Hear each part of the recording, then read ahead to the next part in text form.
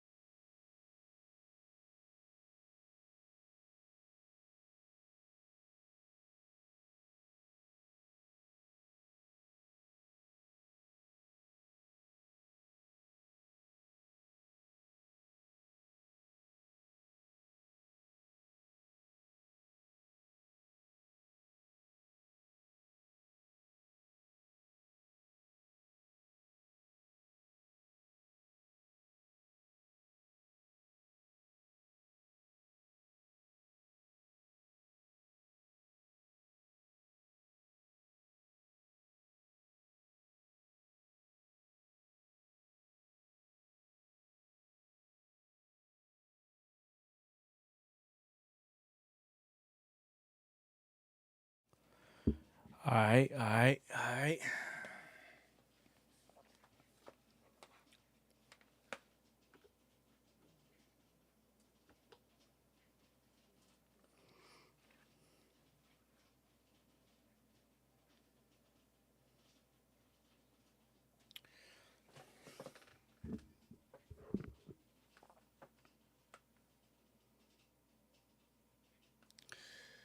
Two full count to Starling Marte.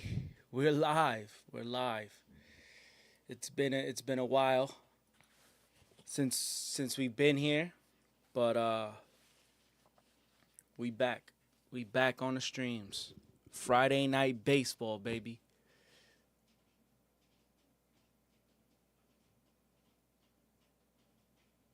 Wow.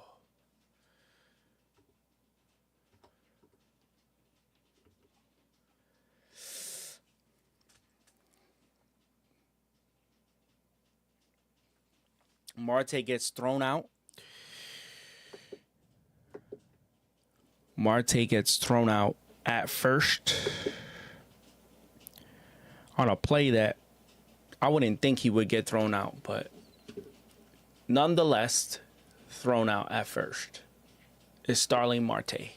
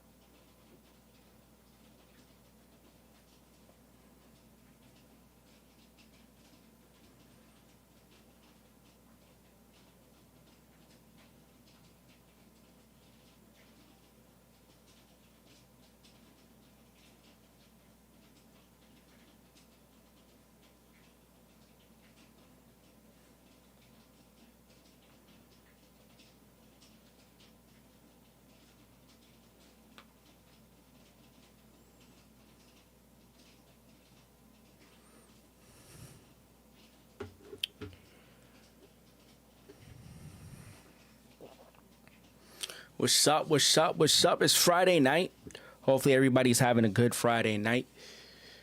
The Mets are in Sacramento, weird minor league ballpark that the Athletics are playing in. And JP Sears struck out Juan Soto and Francisco Lindor to start the game. So we're in the bottom of the first.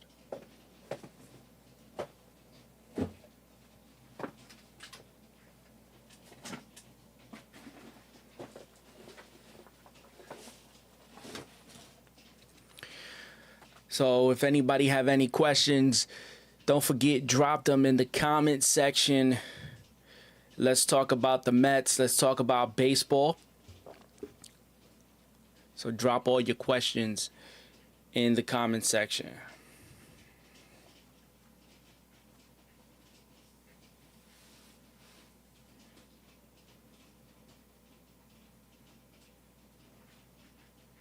Griffin Canning, this is his third start for the Mets.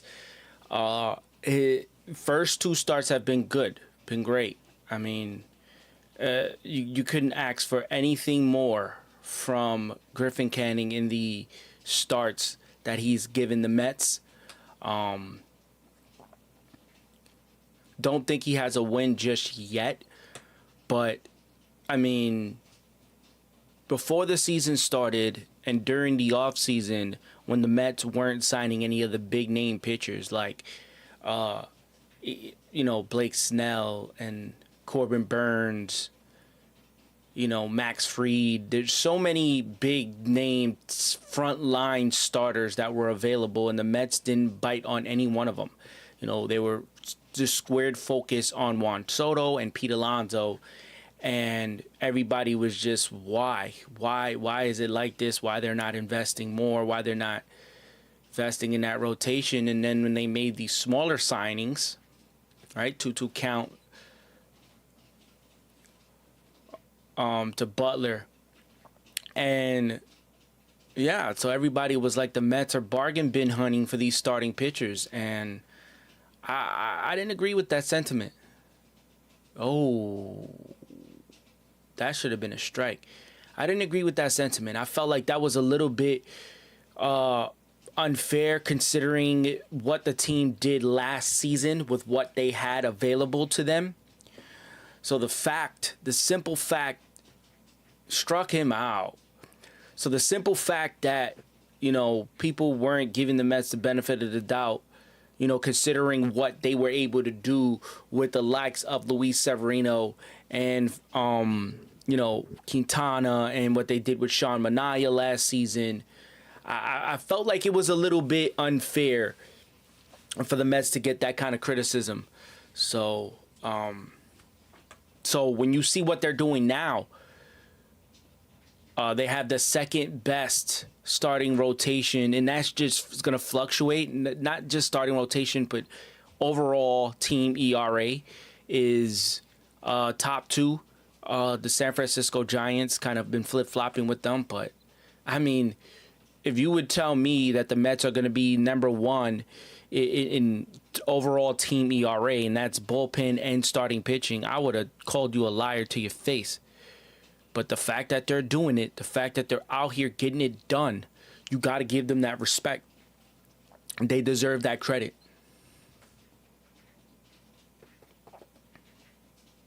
Another strikeout for Griffin Canning. And that's, you know what? And again, if anybody, saw any of the content that we put up on the Mets Life, I do my Good Morning Mets every morning, Monday through Friday. We didn't get one today because it was an off day yesterday. And it was a weird, setup with the 4 o'clock game. So it was just a weird setup for the last 2 games of the Marlins series. But early on in the week, I was talking about Jeremy Hefner and what Jeremy Hefner has been able to do with what he's been given. And that is huge when it comes to the way you see what the Mets are doing, because it's wild. It goes back to the pitching lab. It goes back to everything that they've been able to get done recently. And you know what? Clap your hands, a round of applause, give all the credit where credit is due. Jeremy Hefner is that guy. And you give it to the front office as well. Like I said, they're elite when it comes to evaluating. And they're coming up on some very key, tough decisions that they have to make with some of the guys that they have on their team. Specifically talking about second base, Jeff McNeil is already doing rehab games. The catcher position has been solid at the catcher position. And we got Francisco Alvarez also getting some rehab games in. So you could say the rich get richer. But when it comes to the Mets, you got to give them credit for the way they evaluate talent. So we got a 2-2 count right here to Cedarstrom.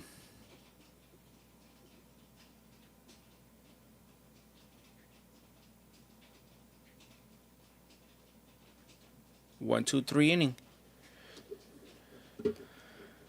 Let's go. That's what we're talking about.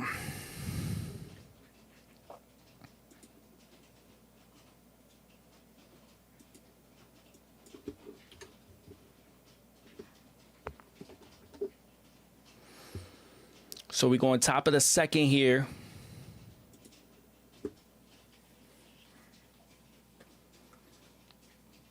So let me know what you guys think about this second base situation. We got Brett Baty, who just really hasn't been doing his best when it comes to, just the way he's been performing. When you see what he did in spring training, and then he comes into the season and just looks completely defeated, looks completely just out of his league. It's crazy, because today I was watching the Red Sox documentary that they put out on Netflix, and in one episode specifically, they were focused on Jarren Duran. And Jarren Duran was talking about some of those mental battles and those mental struggles that he had. And there was some really difficult, tough conversations that he needed to have after, contemplating not wanting to be around anymore. And that's tough when you hear such a young guy speak in that way, because it's like, man, you know what I'm saying? Like, at the end of the day, baseball's just a game. It's a kid game that we all love. And, a young kid almost didn't make it mentally. And so that made me think about Brett Baty and what he's going through. And I can only imagine it's tough on him.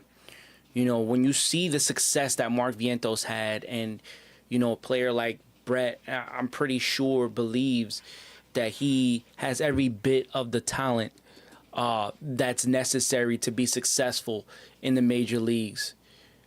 So to see him struggle like that, man, I don't like it. I don't like it at all. If we're being 100% honest, I don't like it.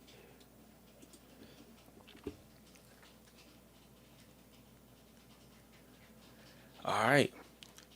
So 2-0 count to Brandon Nimmo. That's beautiful.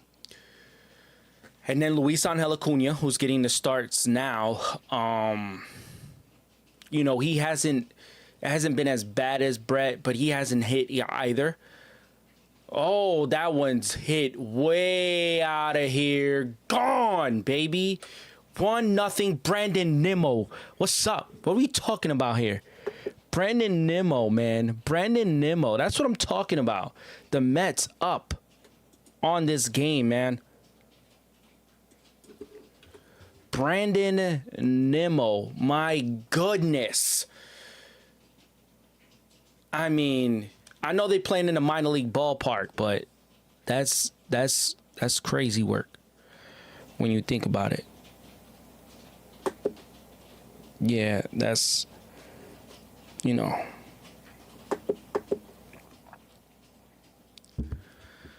Brandon Nimmo, man, what a shot.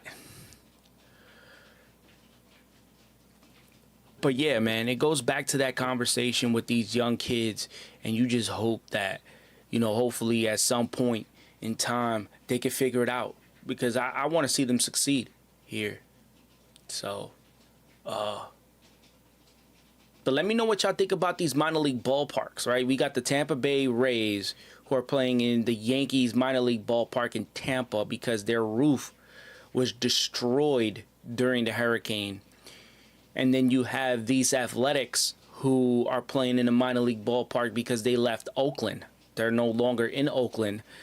Now they're playing in their Sacramento minor league ballpark, with the hopes of eventually going to Las Vegas. But there hasn't been any groundbreaking for that. There hasn't been anything of the sort done there. So, you know, people trying to figure out what's going on.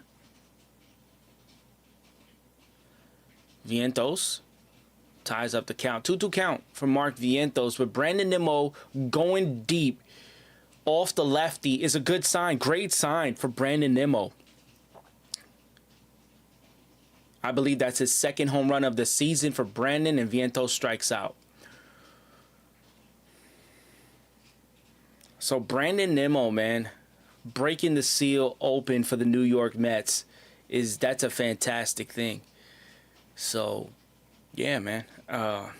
The other conversation that's been going on is the conversation about Juan Soto. How has he been performing? How has he been doing? If you guys saw or heard from the WFA Yank crew and the conversations that they were having surrounding Juan Soto and his performance so far early this season, it's kind of crazy to me when you think about it, because I mean, if Brett Baty or Luis Angel Acuna was putting up those kind of numbers right now, I'll take it in a heartbeat. Anybody would take it in a heartbeat. So why are we going to go ahead and sit here and take a dump on Juan Soto when he's just been having decent at-bats? Everybody's looking like he's pressing. I don't see that from him.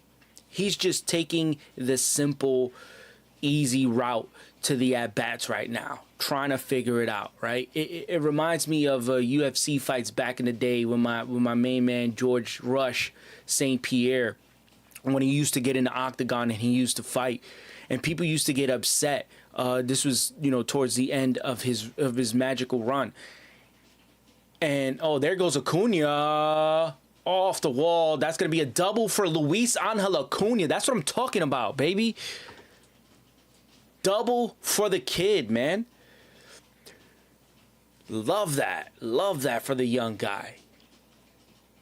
That's what I'm saying, man. Somebody's going to run away with this. And I'm going to tell y'all why. But it goes back to that George Rush story. So, long story short, George Rush used to, he used to do his wrestling. He used to just do enough to get the decision.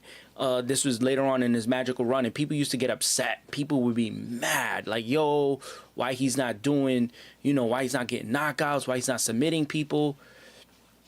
And it was like he didn't need to do that. He's like, well, I don't need to do that. I need to go out there and I need to perform and win.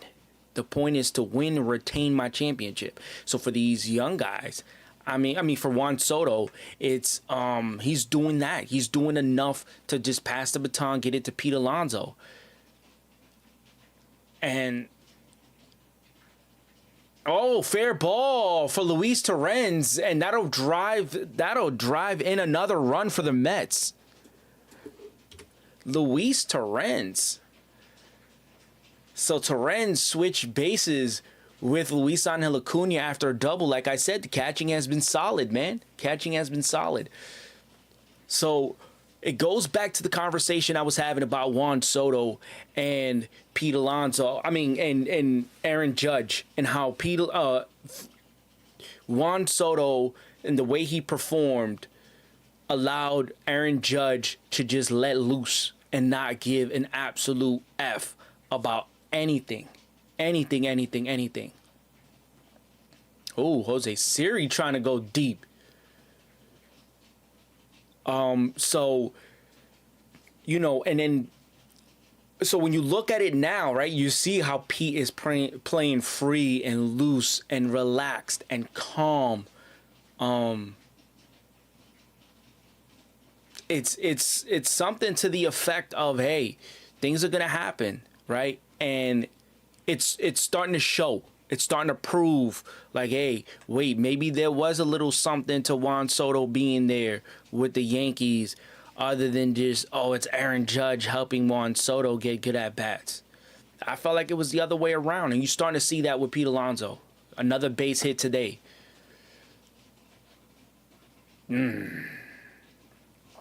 But the Mets out to the early 2-0 lead. Again, if you guys are joining us here, man, feel free, subscribe, follow on all the socials. Is in the description down below. Like I said, Monday through Friday, we do our Good Morning Mets every weekday. And, we're trying to get multiple interviews a month, right? But it's been a little bit slow with the season starting. But we just finished doing one opening day with Wardy NYM. Shout out to Wardy, man. Tyler Ward, good guy. Great interview. Was good meeting him. Series strikes out. So 2 out here for the Mets. And yeah, so just, we're trying to get some more of that. Again, I was at opening weekend in Citi Field, just chopping it up with a lot of the reporters. And I was able to speak to one of the assistant Mets GM, and I asked him about Elian Pena, and that was a good conversation. He gave a great response because we haven't heard anything from Elian Pena. Remember, Elian Pena was the kid that the Mets had an agreement to sign, but then the whole Roki Sasaki thing was just shaking everything up. So once Roki decided to go sign with the Dodgers, then the Mets went ahead and proceeded to give Elian Pena the biggest international contract that the Mets have ever signed anyone to. And we're talking about in terms of, just what they are giving this kid from the Dominican Republic. But, as far as the international signing money and the bonuses and all that stuff. And Francisco Lindor flies out to first. So that'll do it for the Mets in the top of the second, but they scored 2 runs here, and we're going to the bottom of the inning.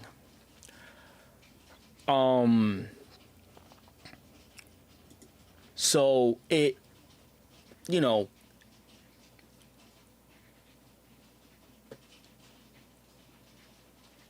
we'll see. Again, there's a lot to talk about. There's a lot to cover there. When I went there, spoke to a lot of people. We're trying to get more interviews as we get through the season. And then the Elian Pena kid, we haven't heard anything since they signed him, right? So being able to just hear how they went through the process, and they spoke very highly of the process that they go through with a lot of these Dominican players and evaluating them. And not just the Dominican, it's, in Venezuela, just a lot of the Latin American countries, the way they do that. And it was very interesting because it goes back to another conversation that we had with Bobby Valentine at Amazing Day, right? I asked them about that because the Roki Sasaki thing happened, and we were like, should there just be an international draft? And he said no. He was very against it because of what it did to Puerto Rico. And what I mean by that is, right, so Major League Baseball, they stopped including players born in Puerto Rico a part of that international type of thing, because they're American citizens and blah blah blah, right? So he said once a Major League Baseball decided to do that, it kind of just destroyed kind of what they were building in Puerto Rico, and baseball in general kind of took a hard hit in Puerto Rico because of that. Because then, they had to move their kids to the States, and they had to go to high school. They had to play high school ball in America. They had to go to college in America. So, you look at the guys like Francisco Lindor and Carlos Correa. Those guys had to go play high school ball in the States and then get drafted. So, so that's kind of a perfect example of how that kind of did with that. And then there's the story of this Japanese kid who's actually going to college in the United States to kind of avoid having to play in the NPB, which is the professional baseball league in Japan. And I haven't really dug too deep into that story, but that's a very interesting story. So we go on bottom of the second here. And Shane Langeliers, he went deep against the Mets last year. But yeah, so that's how it ruined the international thing for Puerto Rico. And so that was Bobby Valentine's answer to that. So when you compare it to what's going on here, right, it was very interesting to hear what they said and how they went about the process of signing Elian Pena, and then how much he means to the organization. Even with the whole Roki Sasaki thing, he was, he's going to be a big part of the Mets' future.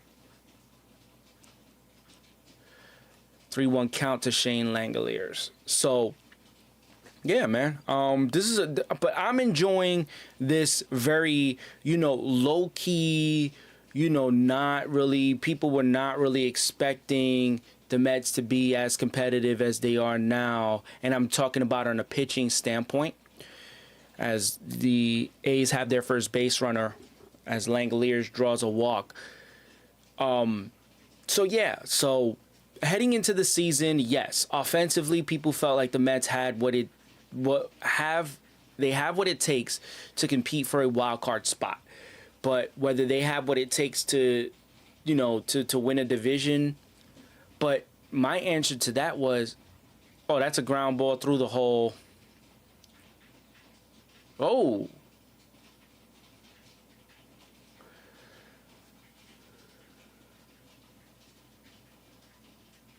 Wow. All right, so 2 runners on here for the A's to start the inning. And my answer to that was just simple.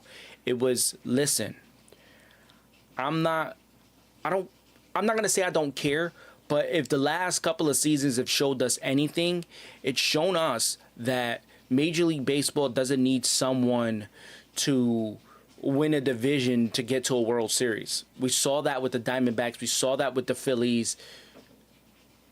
That's a double play ball. Should have took it himself, but he gets the out. So runner moves to third. Double play.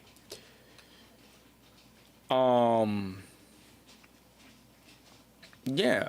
So, people thought that the Mets were, they weren't going to be,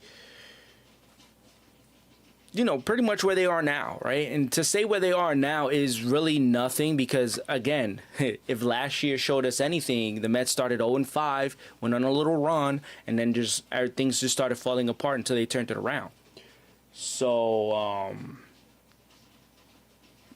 yeah, man. I like it. I'm enjoying it. We're going to get the Juan Soto. Don't listen. Anybody stressing about him, step off.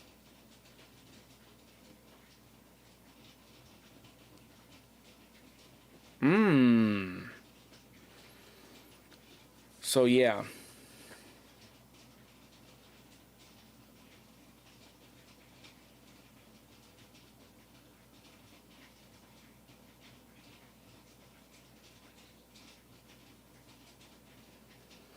That'll bring in a run for the A's.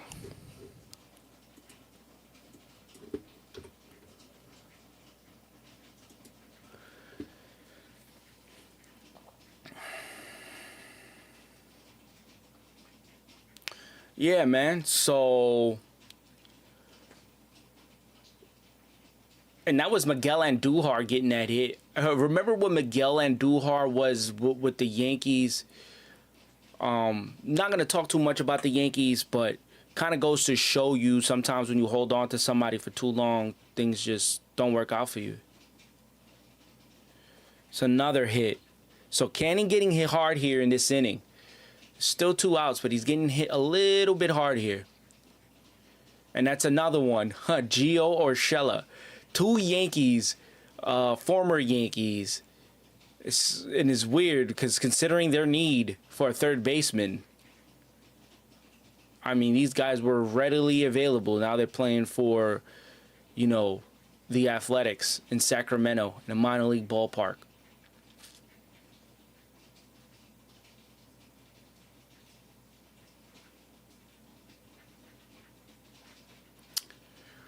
So the highest batting average based on ballparks this season, according to SMY, is this minor league ballpark here.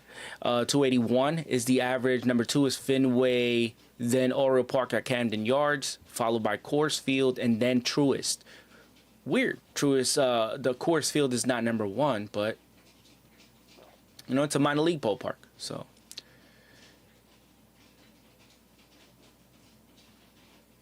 And then we got Max Muncy, same birthday as the Dodgers Max Muncy. No relation, though. Good strike, good breaking ball. Hitting 150 to start the season. The A's at home this season so far, they're 1-5, the lowest win percentage at home in Major League Baseball to start the season.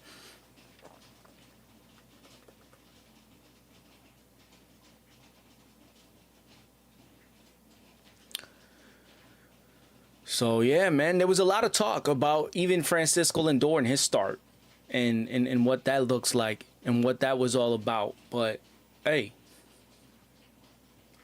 it is what it is.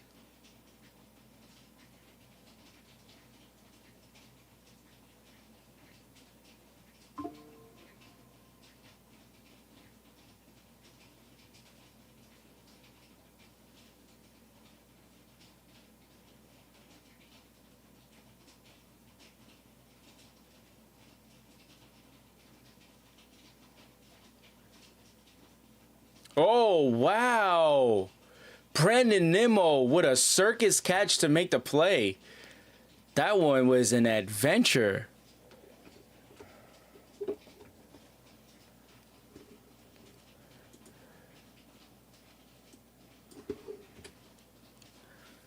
Going to the top of the third. Mets up 2-1.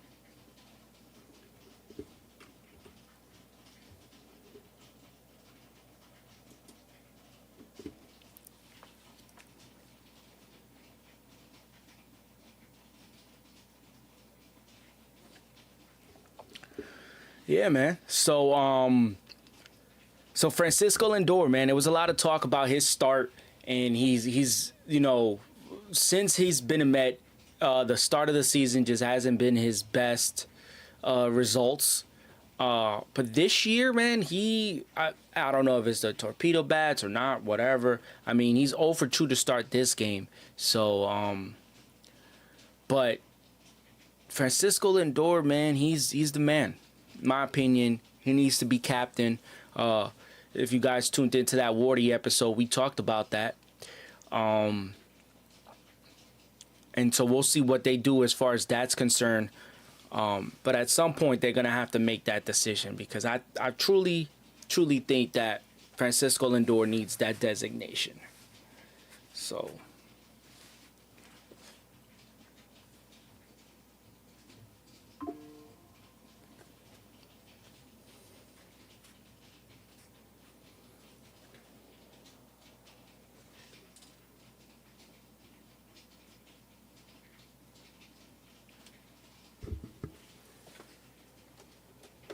Soto takes a slider for a strike.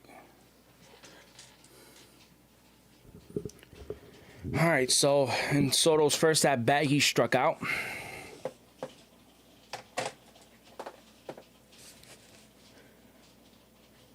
I mean, yes.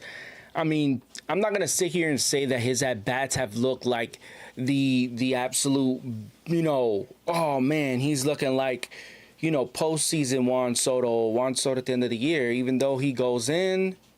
Oh, that might be an error.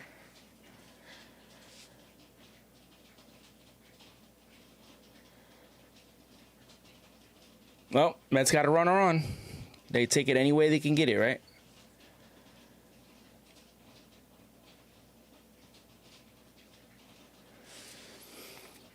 Yeah, man. So, all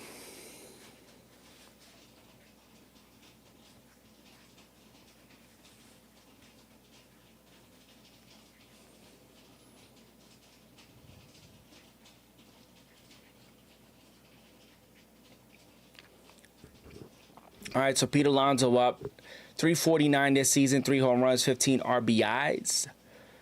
And he had a single in his first at bat. All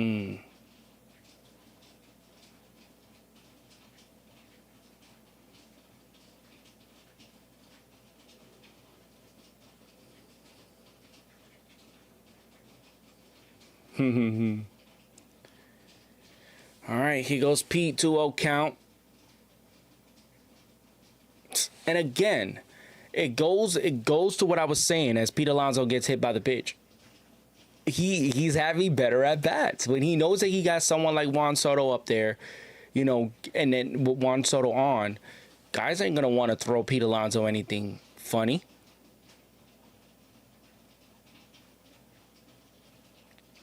So he gets hit by a pitch here. And Sterling Marte comes up 4 for 18 to start the season. All right, grounded out in his first at bat, 1 home run, 4 RBIs. That home run came in Miami, and he had gotten every bit of it.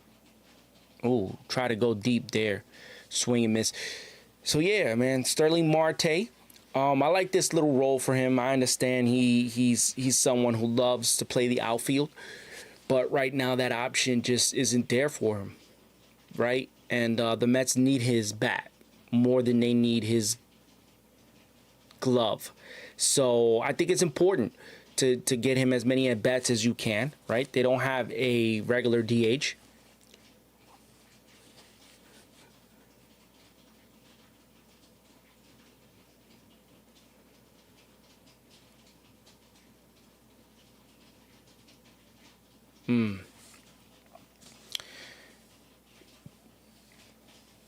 Yeah, so they're having conversations about the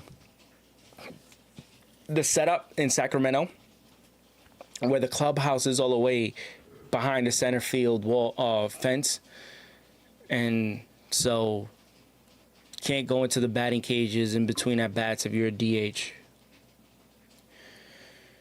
So still 0-2 count there for Marte, but no outs, 2 on.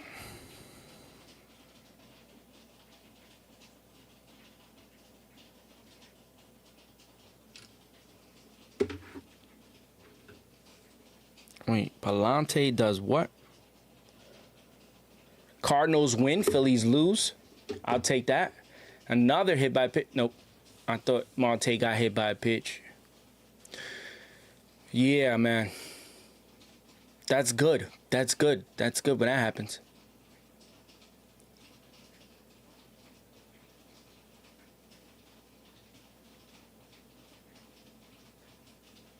It's just very interesting. The look of a major league ball game at a minor league ballpark is just a very interesting look. It's one that it's like an acquired taste. Just looks funny. Pops it up from Marte, shallow right.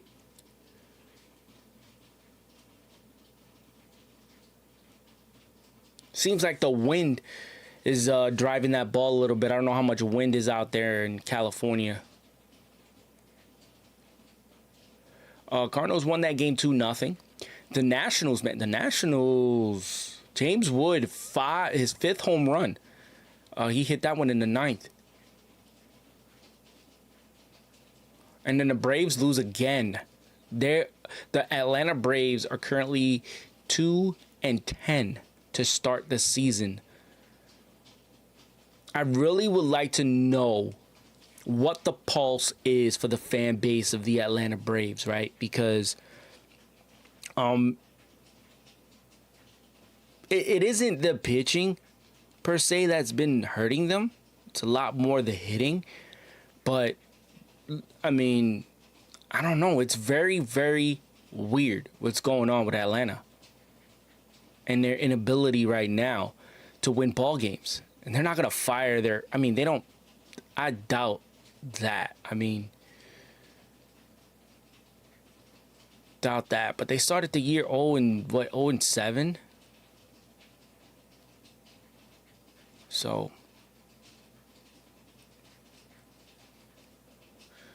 Brandon Nimmo fouls that off. So 1-2 count to Brandon Nimmo. Brandon Nimmo went deep in his last at-bat. Hit a solo home run. He has 2 ducks on the pond here, so hopefully he'll try to get one in.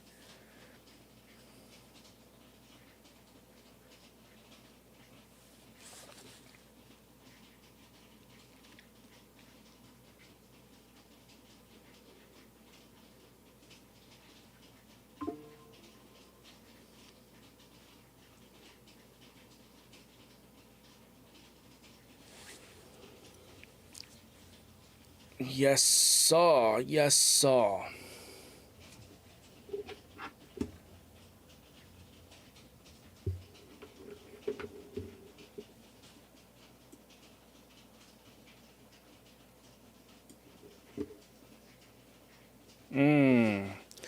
So 2-2 count to Brandon Nimmo.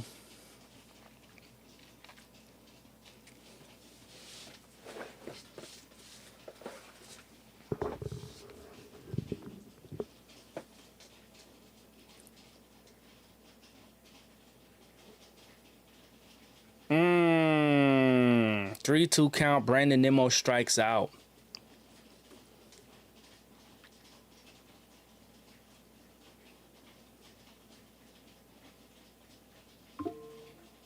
Five Ks for JP Sears so far.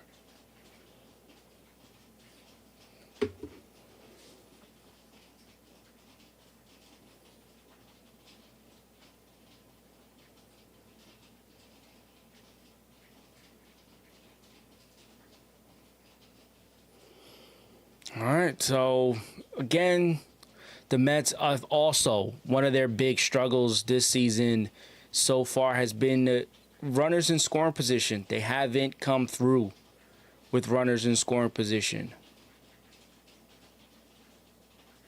Mark Vientos, man. And the weird thing about Mark Vientos, right? He had some good at-bats in Houston.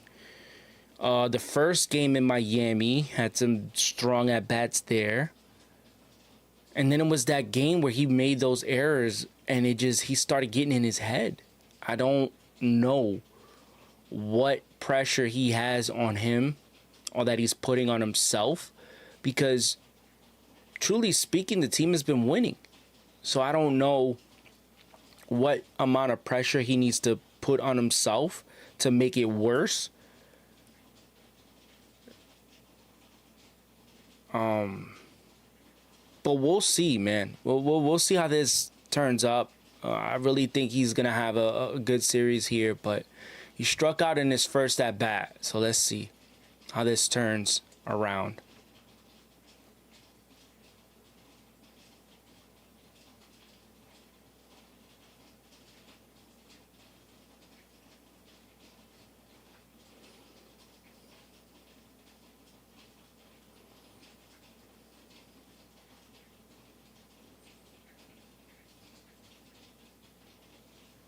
Mm.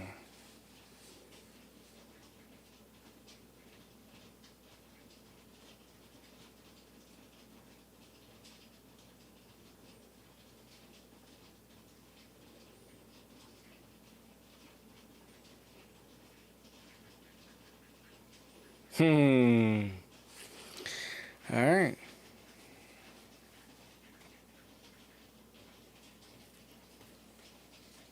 So let's see. Mark Vientos battling 2-2 count, 2 outs, 2 on. Mets have 2 runs. Deuces wild here for the Mets in the top of the third inning.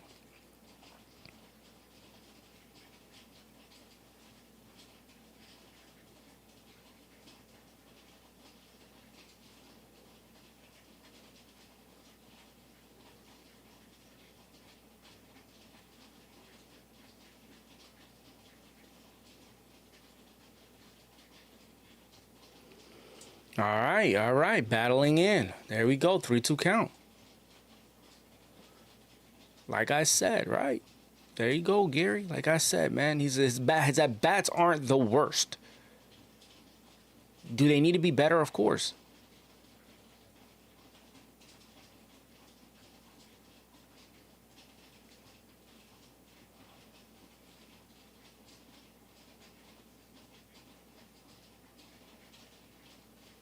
Wow. Butler makes the catch in foul territory, the little foul territory that they have, and that ends the inning. Lawrence Butler, man. I don't think Gary Cohen is used to anything here, because the fair ball by Luis Torrens he didn't see, and then the foul ball here he didn't see quite well. So I don't know what setup they have for the TV crew down there. But nonetheless, Mets are still winning 2-1.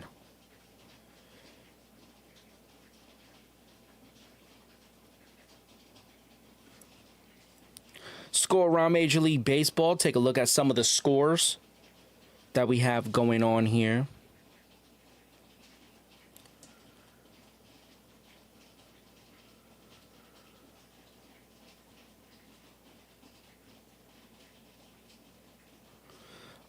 The Astros are destroying the Angels 14-3. Mike Trout hit a home run in that game. The Tigers are beating the Twins 6-5 in the 7th. The Rockies are getting shut out. They're facing the Padres. Padres up 6-0. Just had a 6-run inning, and they're still threatening with the bases loaded and 2 outs in the 5th. We have the Rangers losing to the Mariners right now at the moment. Jacob deGrom start. Gave up a run in the first and the second. Rangers are only down by 1 run. And Seattle is threatening. Have a runner in scoring position with 2 outs. The Brewers, Jose Quintana, pitching for them today. They're up 3-0. The Brew Crew. The Cubs and Dodgers are scoreless in the top of the 4th. The Royals lost to the Guardians 7-0. So, very interesting. And then the Pirates lost to the Reds 5-3. The Braves, like I mentioned, Butler flies out to center field. One away here. The Braves lost again. They're 3-10. I thought they were 2-10, but they are 3-10. But they lost today, right? So they're 3-10. The Rays win. They're 6-7. Keeping it in the AL East, the Yankees face the Giants. Giants are 10-3. Dropped a 9-piece on the Yankees in the rain. I mean, rain is not an excuse because, I mean,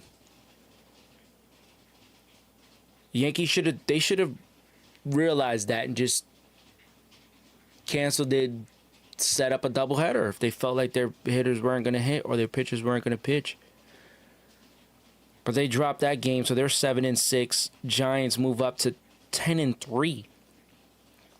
The Nationals won another game today, beating the Marlins 7-4.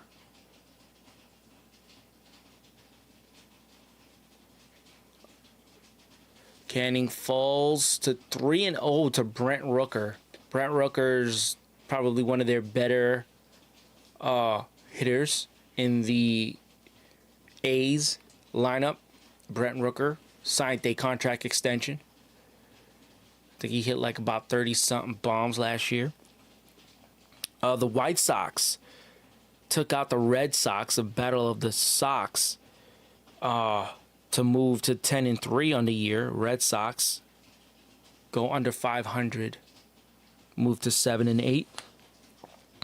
The Phillies, again, like we mentioned earlier, they lost today, so that drops them to 8-5. They got shut out today by the Cardinals, who move up to 6-7. They were 5-7 heading into that game. And then in Camden Yards, that game was rained out between the Blue Jays and the Orioles.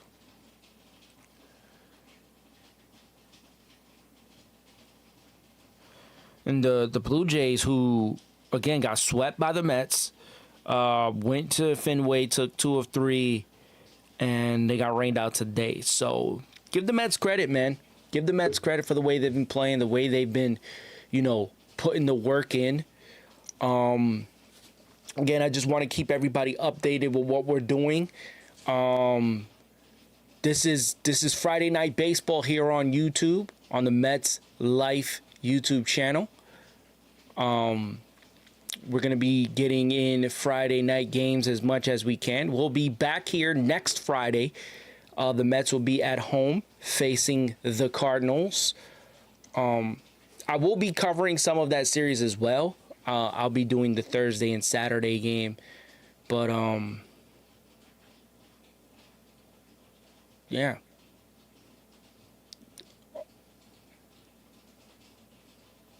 Oh, off the wall. Man, this ballpark is weird.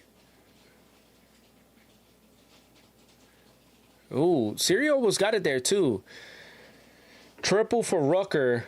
Hey, if you could keep him in the ballpark, you'd take that. But that was hit hard. Jose Siri, this ballpark is fooling a lot of people, man. They're not used to it.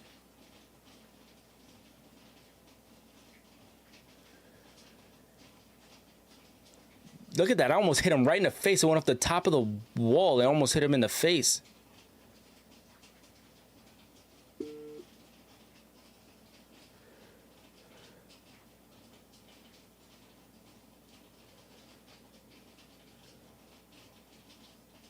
And he thought it was gone because he stood there a little bit.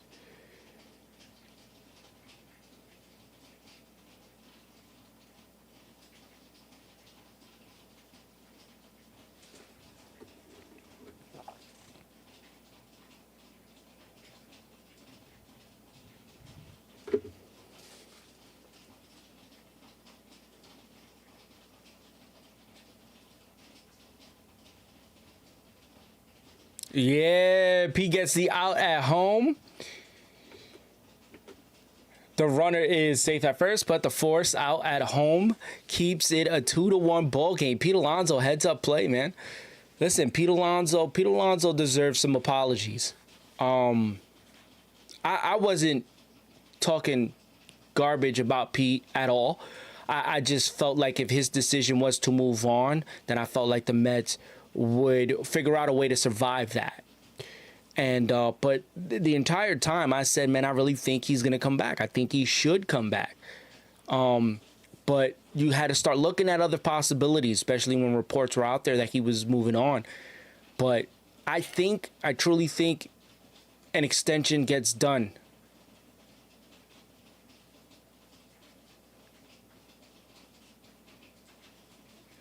So there it is. But yeah, man, I'm happy. I'm happy he's here, man. I'm happy he's here. I'm a big Pete Alonso guy, and I think an extension will be done. I think, at the end of the day, they don't want to go through that. I feel like they think would be unnecessary. Now I understand they got Ryan Clifford, the big red dog. He's out there waiting in the wings. But I'll say this, right? You do what you can. But I really think that the Mets are going to do two things that I could really, you can hot take it if you want, but there's two things that I really truly think that the Mets will do this season. One is they're going to extend Pete. I just feel like, why not at this point? Phil, what's going on, man? We have the best team in baseball. We have the best team that the Mets have had in a long time, and last year was a good team. Last year was a team that deserved to go to the World Series. So I do think that they have they're better positioned this season to do some things, especially with Kodai healthy, and if he's healthy, and David Peterson, and big drip drop. Can we talk a little bit about drip drop? I mean, big drip drop. Tylor Megill has just been absolutely insane. He's been, even in his last start, even though I know he threw a lot of pitches, right? I think it was like 50 pitches in like the first 3 innings or something like that. And hopefully that doesn't happen again next time. But big drip drop, man, doing his thing. I said coming into the season that Tylor Megill needed to prove to the Mets. I felt like this was his last chance to show that he is a starter. Not that he can pitch. He can pitch. But that he's a starter, like a shutdown starter. And I'm being honest with you. I felt like he needed to prove it. He's been proving it. We want to see this happen against some better teams. Maybe in that series against the Phillies, he'll have the opportunity to show that and prove it. But yeah, man, big drip drop. I'm buying. I'm buying into big drip drop. Let me know if y'all buying into big drip, cause I'm buying. And I want to give a shout out to Phil Nolasco, man. He's been out there. Liking the videos. I see you, man. I see you. So 2-1 count to Luis Angel Acuna. Hit a double, drove in a run in his last at bat. Batting average back up to 200. So he's above the Mendoza line. So let's see what happens.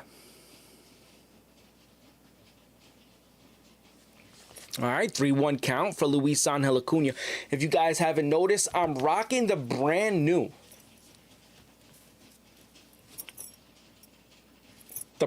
Francisco Lindor road jersey.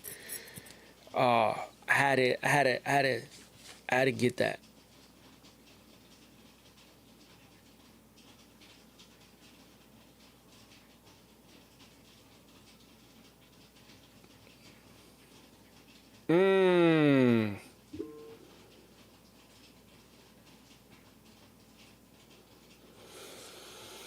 So let's see what happens here, man. Let's see what happens here.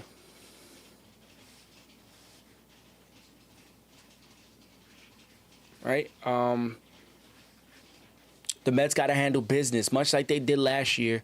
when they were hot. They took care of business. They took care of teams they needed to take care of. And I think they need to continue that. Hope you guys like the nice little hummingbird hat that we going with for the streams this year. I'm going to be rocking this, and I'll be rocking the City Connects from time to time.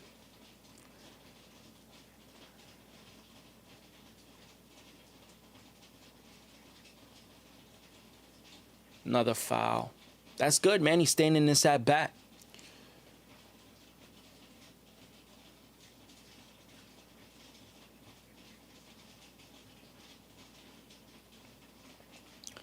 So let me know what y'all think so far. Early thoughts of the Major League season as Acuna draws a walk here.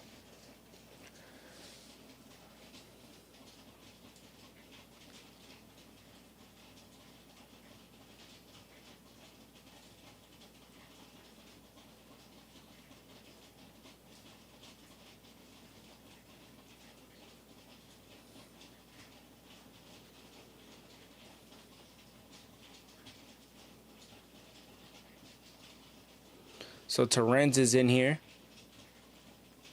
Gets a strike. JP Sears, he has 5 strikeouts going for him. Torrens, double. 333 so far this season. 1 home run, 3 RBIs for Torrens.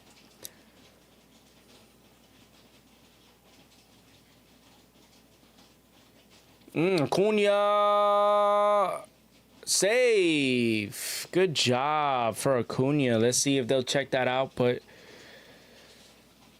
nice stolen base here for Acuna.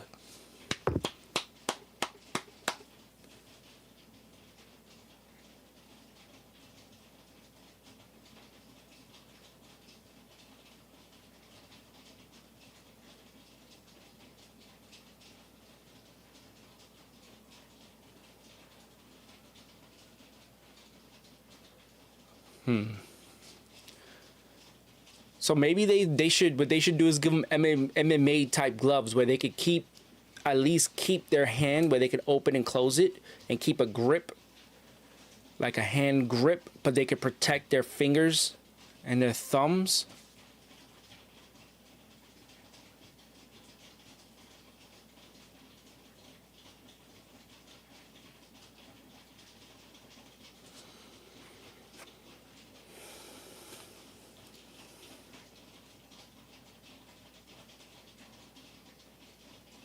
Torrens here takes a ball here. 1-2 count for Torrens.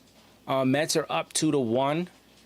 No outs. A runner is on second base.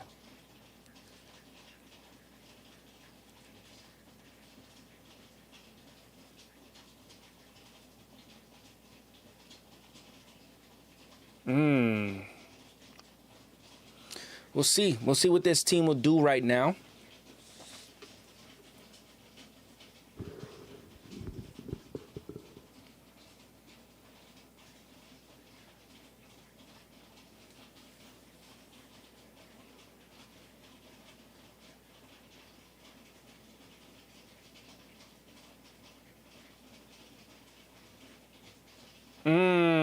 Torrens goes down. That's 6 strikeouts for JP Sears.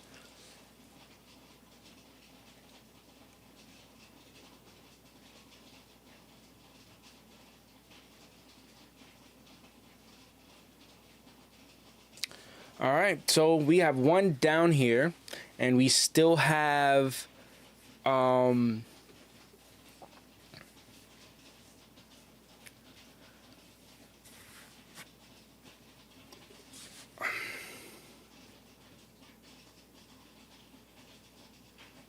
oh yeah, the Mets will be facing their old friend, Luis Severino.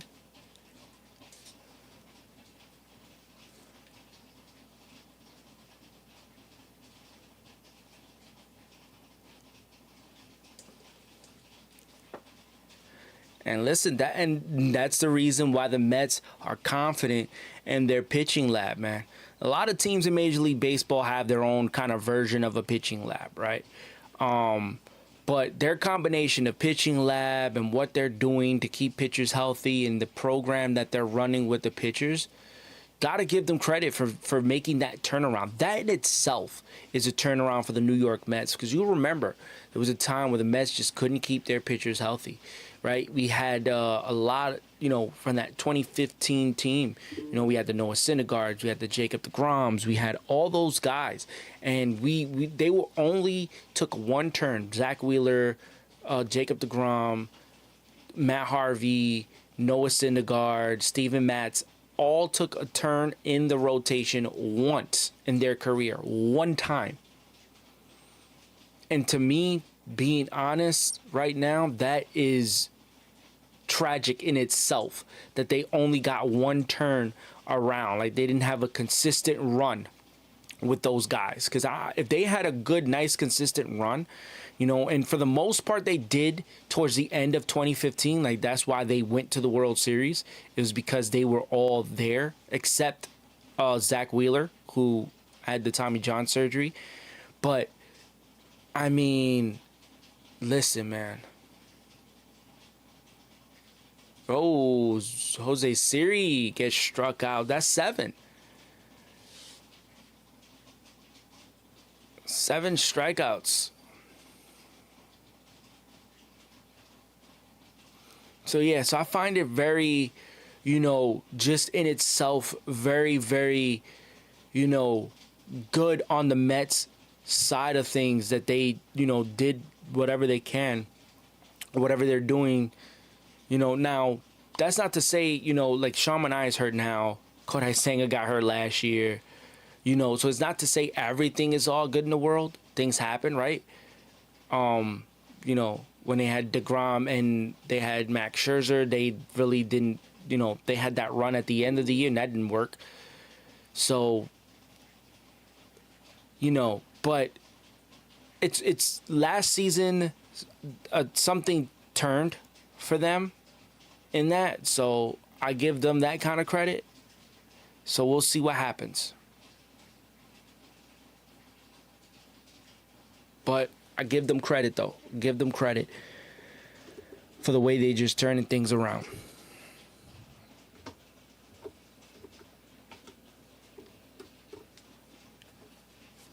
Heading into the bottom of the 4th, Francisco Lindor grounded out back to the pitcher.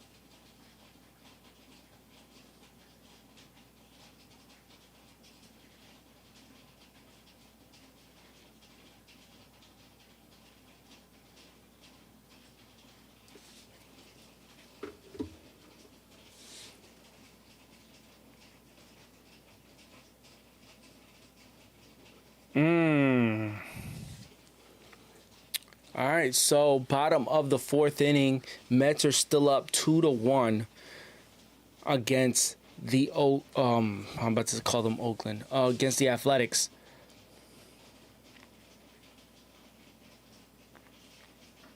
JJ Bleday is up. He's 1 for 1 with a single in his last at bat, and swings through a pitch here.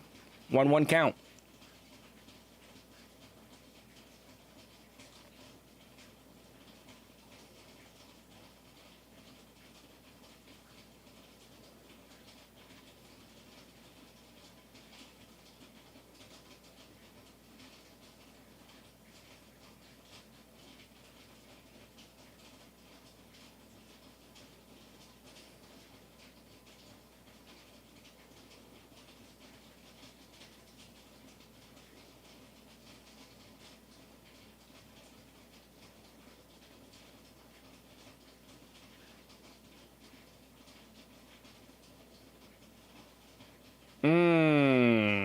Canning with a strikeout. 3 Ks for Griffin Canning.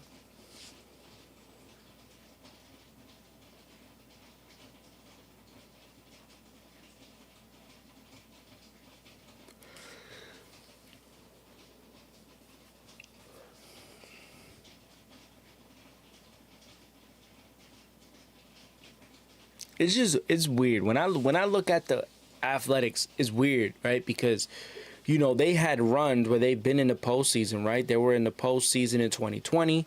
Well, that's just because a lot of people were in the postseason, but I think that was the last time they were in the postseason was 2020. But I mean, they had runs there in they had that epic. I think in 2014 they had that epic wild card game against the Royals.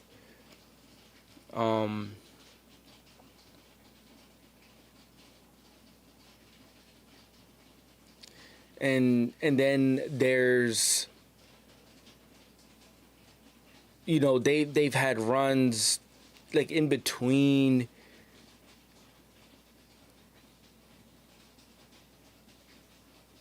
They've had good teams. 2013 they were in the postseason.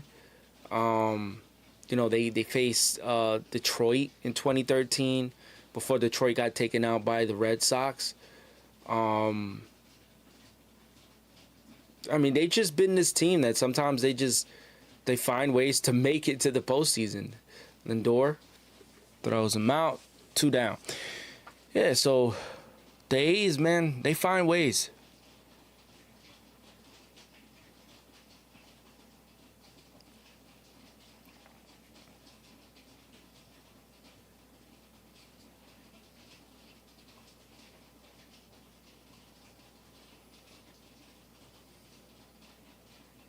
Oh, yeah, that's right. I'm trying to figure out what Wilson they're talking about. Jack Wilson, back in the days, used to play for the Pirates. His son played shortstop for the A's. So that's pretty cool. Miguel Andujar.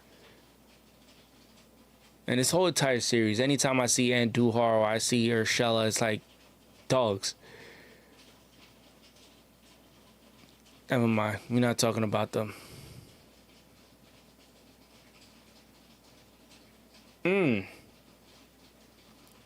All right, let's get that strikeout to get about this inning.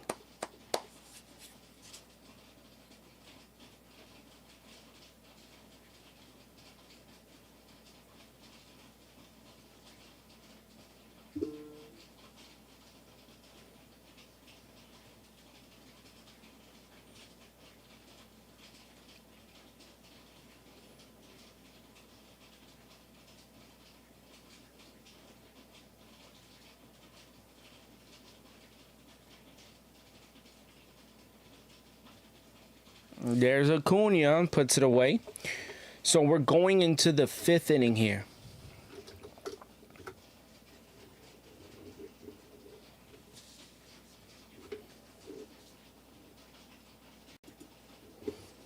So how are we feeling so far? Mets are up 2-1. Lindor's at bats haven't been the best.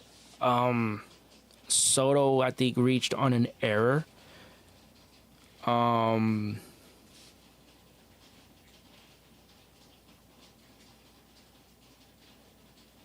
don't know.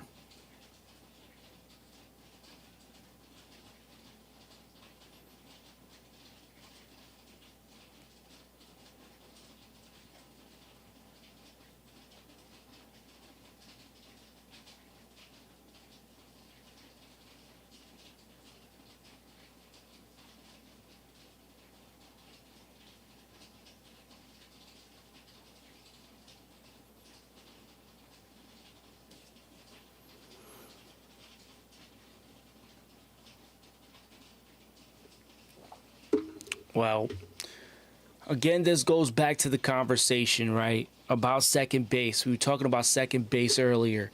And my whole thing about second base goes to the point that I feel and I believe that Jeff McNeil's best value to this team is as a super utility guy. A guy that could, give some games here in the outfield and play the infield. And I know that's tough because how can you take someone who's won a batting title and relegate him to the bench? And that's not certainly what I'm asking for, but you have to see what you have in Acuna and Beatty and these young guys that you have before ultimately making the move, right? Because I said two things that were going to happen this year. My two predictions were Pete Alonso was going to get extended and the Mets are going to trade for Sandy Alcantara. Those are the two things that I say is going to happen. And before anybody says, well, the Marlins ain't going to trade in division, lies. They traded Jesus Luzardo to the Phillies. So I don't want to hear that. If the Mets have the package to give to the Marlins to make that deal. And Juan Soto right there with an ugly swing.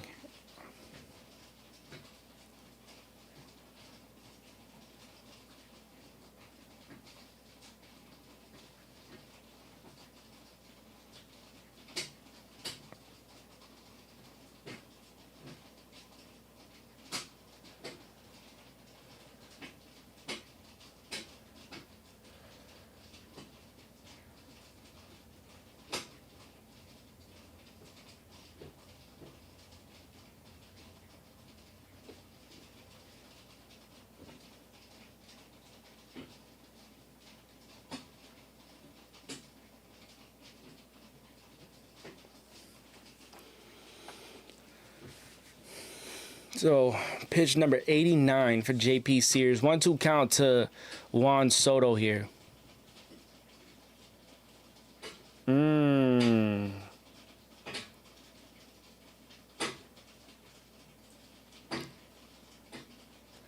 JP Sears, career 4.33 ERA, 23 wins, 31 losses. So he's, like the young kids say nowadays, mid. Not mid, but he's,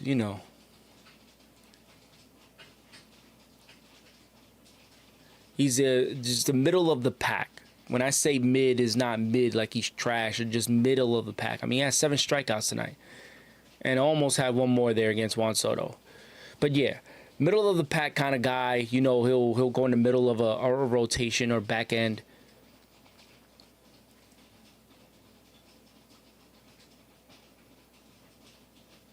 All right.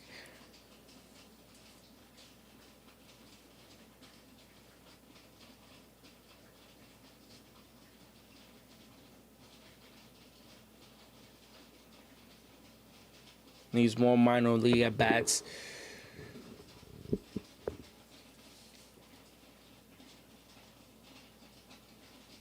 That is true. That is true, Justice. That is true. Soto, base hit. There we go. Correct. With Beatty struggling and Acuna, still, still needing to adjust better to Major League hitting, Jeff is going to get the reps.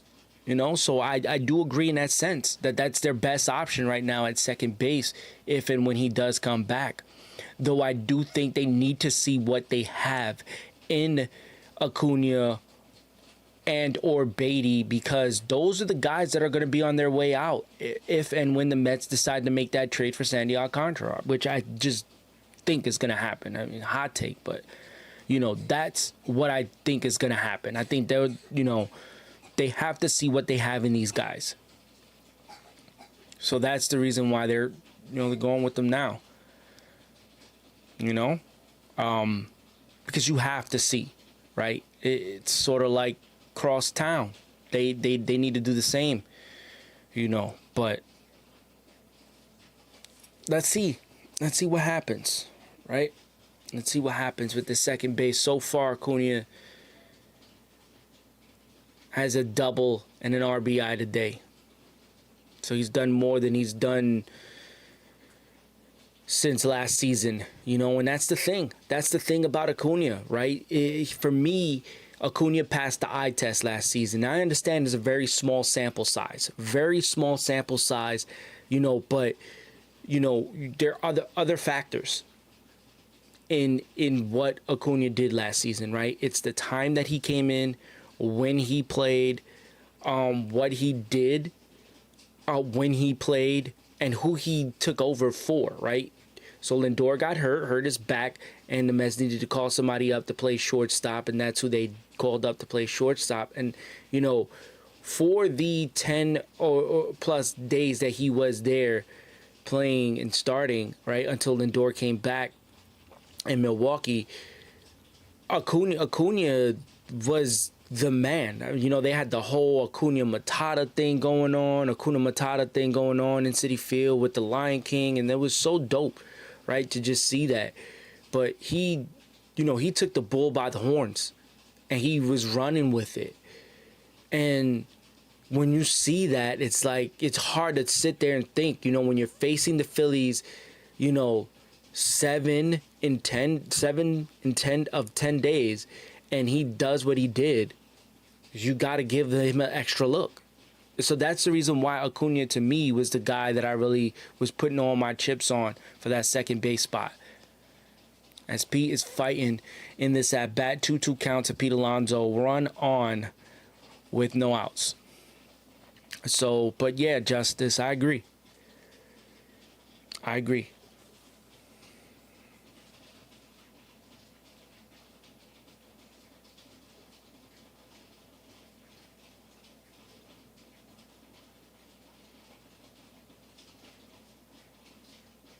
Oh, Pete, going gap. That drops. Soto, take your time. Safe. Good job. Yeah. Gotta tell Soto, take your time, kid. Take your time.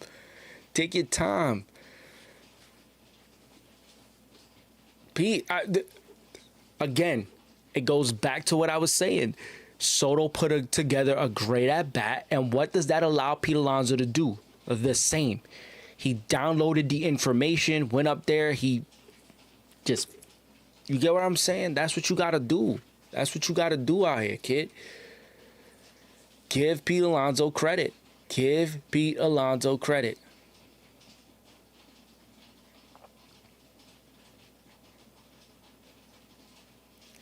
That'll do it for JP Sears. They run him out of the game. 3 runs on 6 hits. JP Sears gave up, but he did strike out 7, so.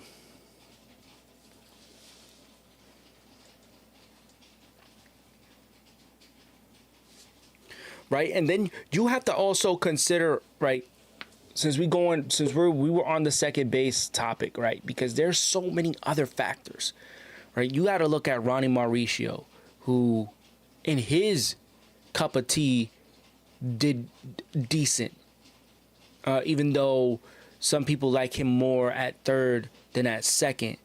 But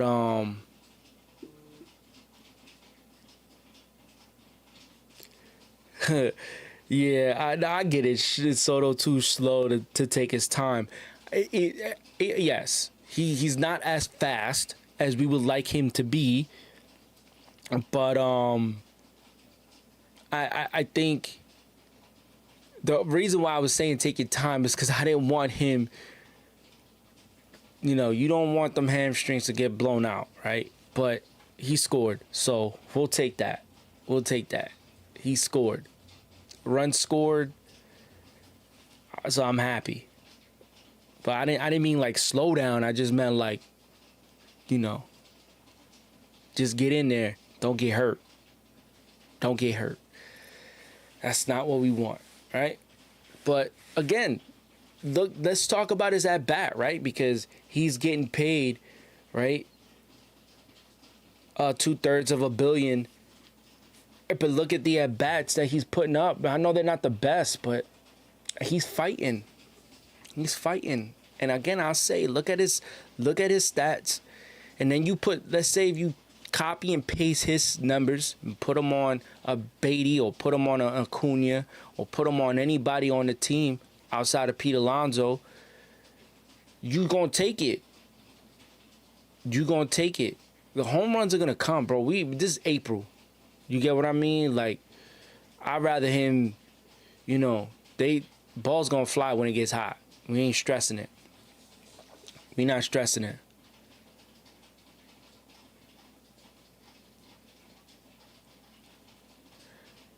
And it's crazy because that JP Sears guy, right? Because I was talking about let's be real. Glad we got him, but not worth the cash. Oh, he's worth every bit of that money.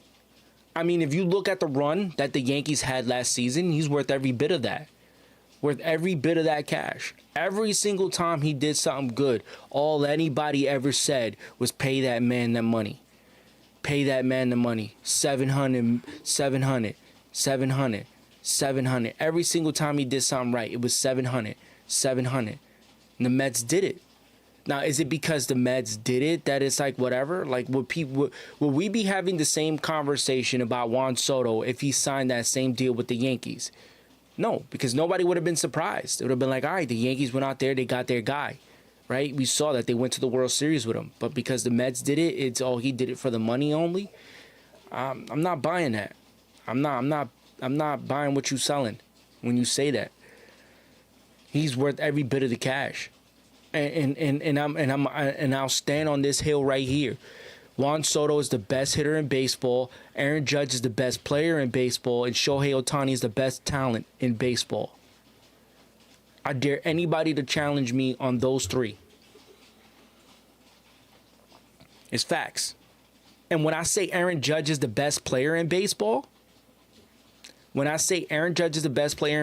yes, that means he is just better at it than everyone else. Especially what he does. When I mean Soto's the best hitter, nobody, not even Judge, can do what Soto does within that bat. It's just pure facts, right? Even when Soto was in there, Soto being in there, hitting in front of Judge, allowed Judge to do some things, man. And I will say that, man. I will keep saying that. It's not vice versa. It's not vice versa because it goes back to the age-old conversation. What came first, the chicken or the egg, right?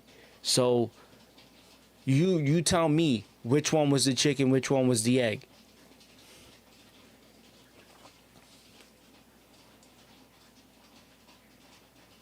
It's not a 5-2 player, but Aaron Judge is Aaron Judge the best player in baseball, right? And Aaron Judge took far less money to play for the Yankees. And nobody's ripping him for taking less money to go play for the Yankees.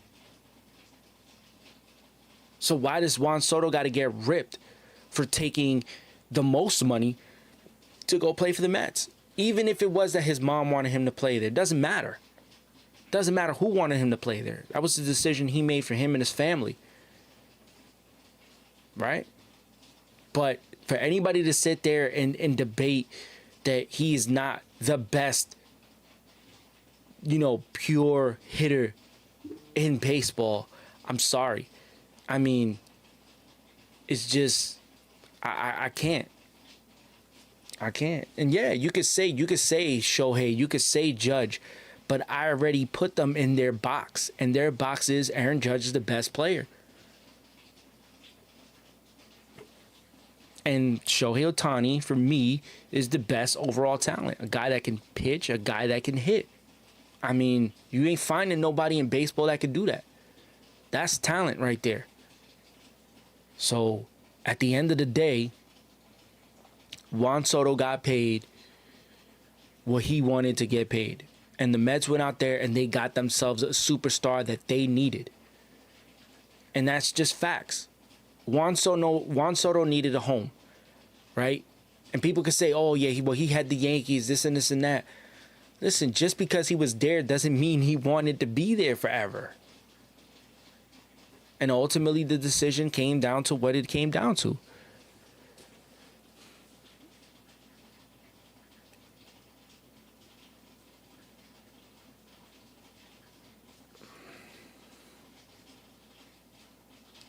Exactly, which is why Judge is the best player in baseball. Yes, Aaron Judge of the last 5 years has better numbers. Yes. which equals him being the best player in baseball. I mean, you can't get any higher than that. It's the best way to rank all three of these guys without having to disrespect any one of them. Because it's not disrespectful to Shohei Ohtani to say he's not the best player in baseball when I feel like Aaron Judge is. Because he plays the field and he hits.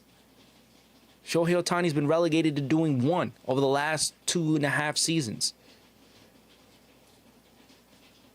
Or 1.5 seasons, whatever you want to put it, right? So, and then when you talk about Juan Soto, you look at the postseason. Because that matters too. October matters. Anybody want to tell me October doesn't matter? October matters. So show me Aaron Judge's number in October, and I'll show you who's the best player on the Yankees in October. And you can't say that don't count, because it does. Absolutely.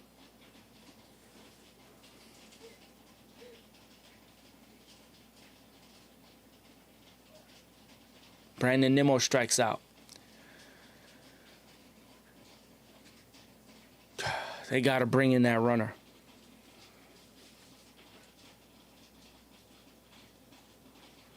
So, again, to your point, Justice, Judge had more home runs, a higher batting average, and more RBIs over the last 5 years than Juan Soto. Yes. But guess who decided to take less money than Juan Soto? Right. Because he was first. So, at the time, Aaron Judge set the market. But what happened? Shohei Ohtani showed up. And he reset the market. So when Juan Soto came up, what do you think Juan Soto was going to do? He was going to reset the market again.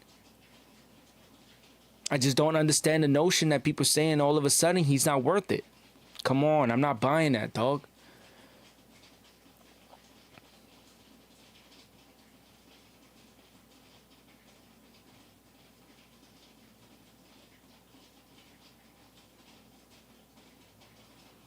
We are basing it on facts.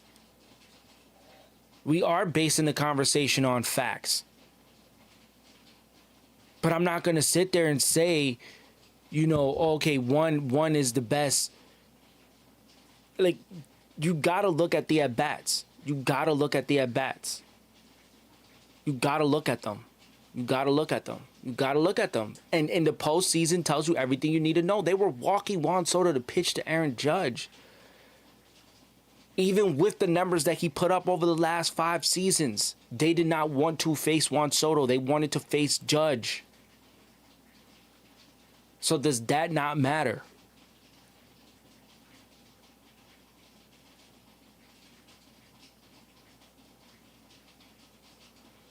Bobby Witt Jr., Fernando Tatis are better hitters than Soto at this point? Name me one season that Fernando Tatis Jr. had that was healthy, that he played all, that he showed up, posted every day. Bobby Witt Jr. just showed up to the scene.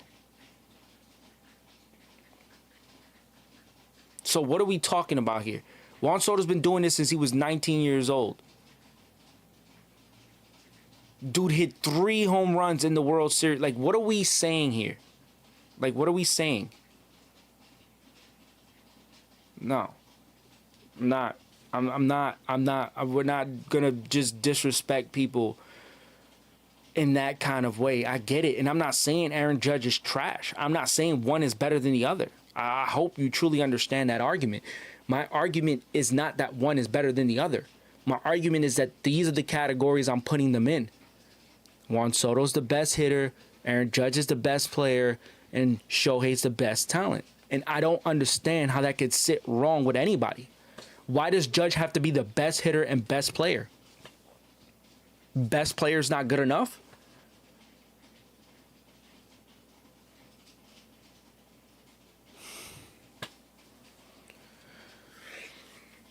Oh, boy.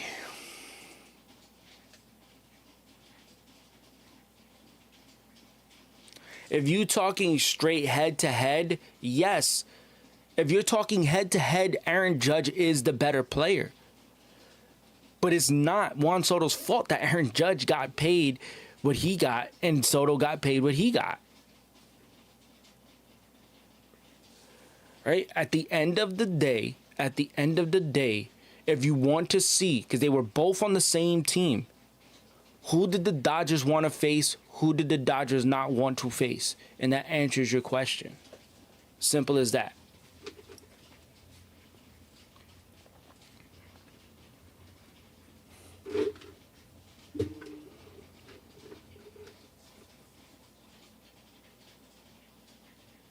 But why can't being the best hitter, why can't being the best hitter be good enough for Aaron Judge? So you don't want him to be the best player. That does it for that inning for the Mets. So why can that not be good enough? Why can't being the best player? Why can't being the best player be enough? That to me is the part of it that I don't understand. Because I feel like that should be enough for him. Dude is a back-to-back MVP when, like, you get what I mean? Like, what are we, not back-to-back, but I mean, he won his second MVP. Like, come on now. We're like, let's be honest. Right? Aaron Judge is the best player in baseball. I don't see why he also needs to be crowned the best pure hitter. Because I'm talking about pure mechanics, pure tendencies. We're not talking about inside the numbers. We're talking about just fundamentally, we're talking about manipulating in that bat. We're talking about turning in that bat and owning in that bat. Come on, man. There's a stark difference there. And I'm not saying one is better than the other. Statistically, I'm saying one is better overall in a sense of,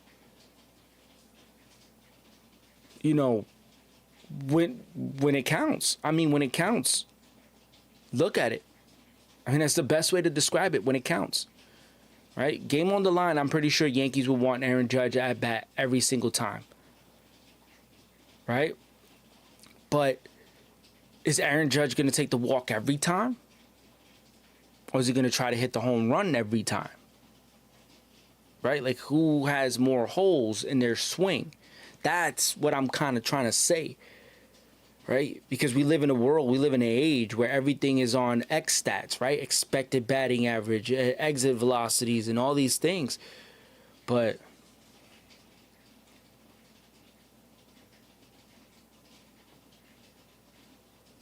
basing it off produced numbers, okay. But if we're basing it off of production, you have to base the production off of in the postseason. Because does not the postseason not matter? Because if the postseason matters, then it's really not a debate who's the best hitter. I mean, best hitter. But in saying Aaron Judge is the best player, that's, you know, you can rank him however you want. You want to put him one, you can put him one. Right? I mean, if I were to rank him, I'll put Juan Soto number 3 behind Shohei Ohtani. I'm not going to feel shame in saying that. I don't have to sit there and, you know, glaze and be like, yo, Juan Soto's, you know, the number 1. No.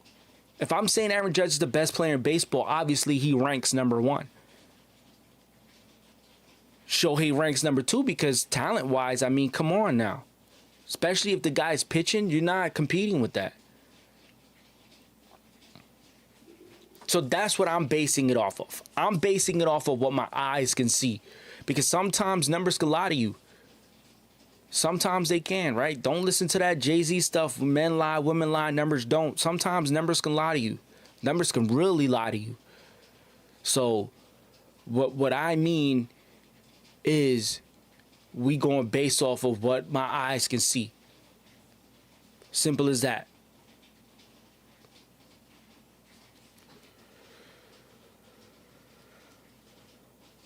As I saying, Michael Jordan can't be the best player of all time and the best scorer of all time.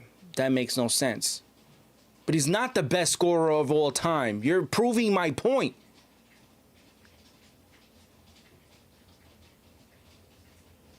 Michael Jordan is the greatest basketball player to ever live, but he's nowhere near close to being the best scorer in the history of the NBA. That's not a fact.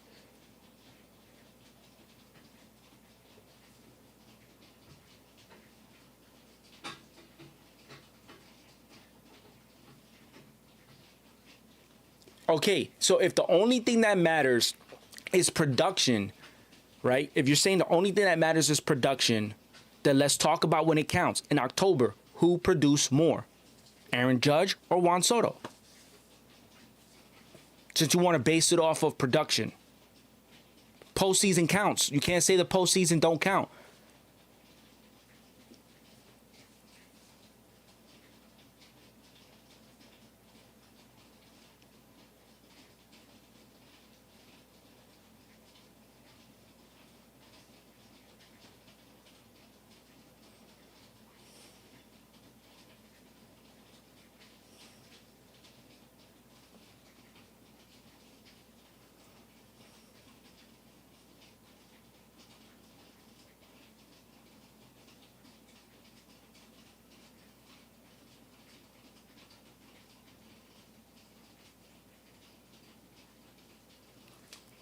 But again, Justice, again, I'm talking about overall.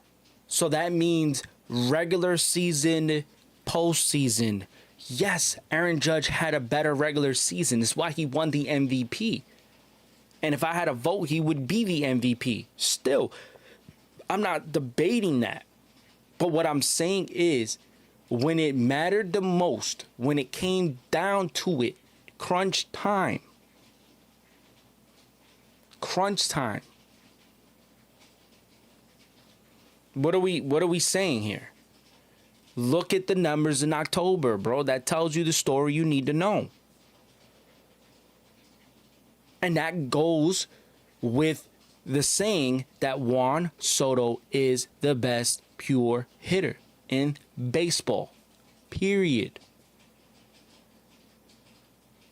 Pure hitter. That means that ability to dominate and manipulate in that bat to draw a walk or to pass the baton or to set up the man behind you, which is what he did for Judge all year last year, was set up Judge to succeed, to have success.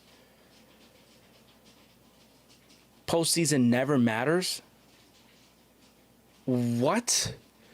That is the most ridiculous thing I've ever heard. Aren't they playing the game to win championships? Isn't that what Yankee fans brag about the whole entire time?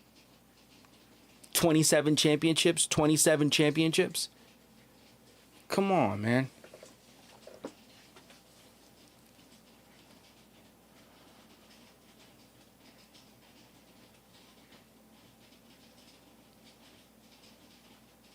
We're not gonna go back and forth on that point. I mean, if you don't understand what I mean by what I say, I get it. I understand. You know, respect. But at the same time, I'm not gonna keep trying to explain it in a way that you understand and you still don't get it. Because then I feel like, one, I feel like maybe I'm not educating you correctly on what I mean. And that, you know, that don't make me feel too good. And two,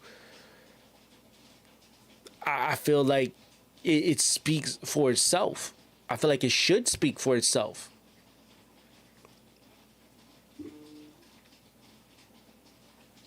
But let's see.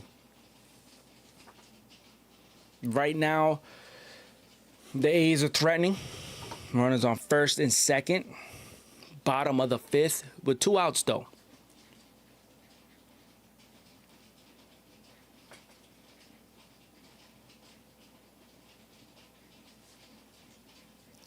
Kenny was a second-round pick in the 2017 draft.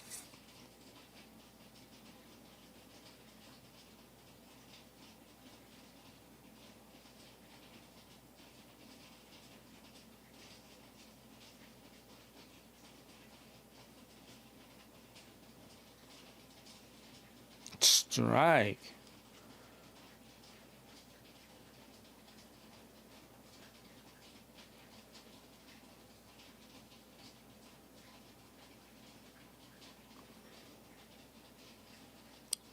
He all right. He could fill multiple categories. He could fill multiple categories, but truly speaking, when you look at what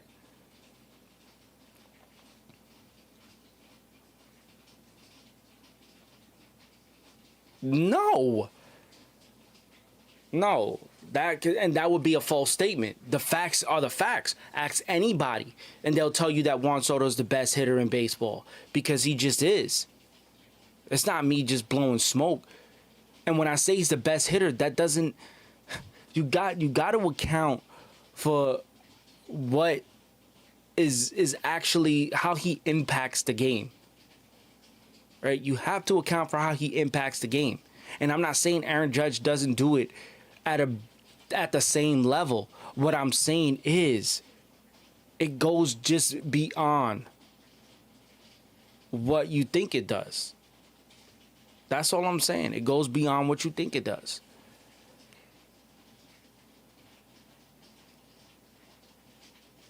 I just don't understand that now that he got all this money, he's not worth that crown. I'm like, when I'm talking about best hitter, I'm not talking about batting average now. Come on now. Because if you want to go based on pure batting average, yeah, of course. But then again, there's two different leagues. So, you know, because that's the reason why I'm saying that. Because you have to contend with the fact that they're two different leagues. And both leagues play differently. Both leagues have different types of teams.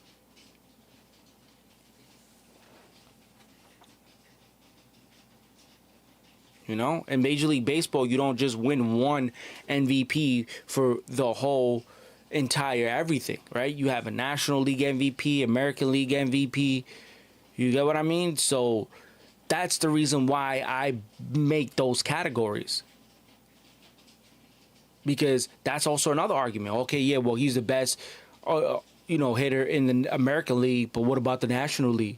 So you see, so that's the reason why I just say best pure hitter is Juan Soto. And you can take Judge, that's fine. You can take him. I'm not saying you can't. I'm not saying you can't. You can take him if you want. But I have my rank. If you want to rank them, I have my rank, and I gave you that. 1 through 3, I gave you that.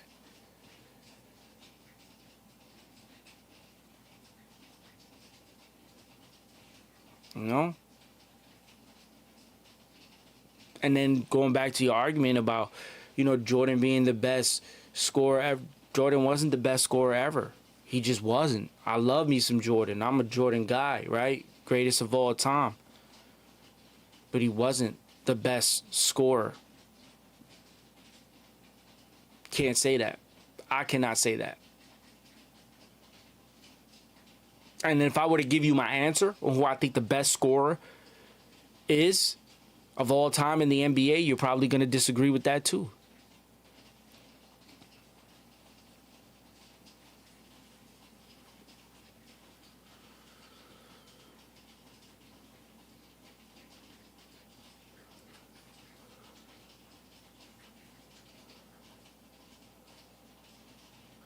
Yeah, well, and you could, right? The NFL is the only one that doesn't have that, right? Like they don't have.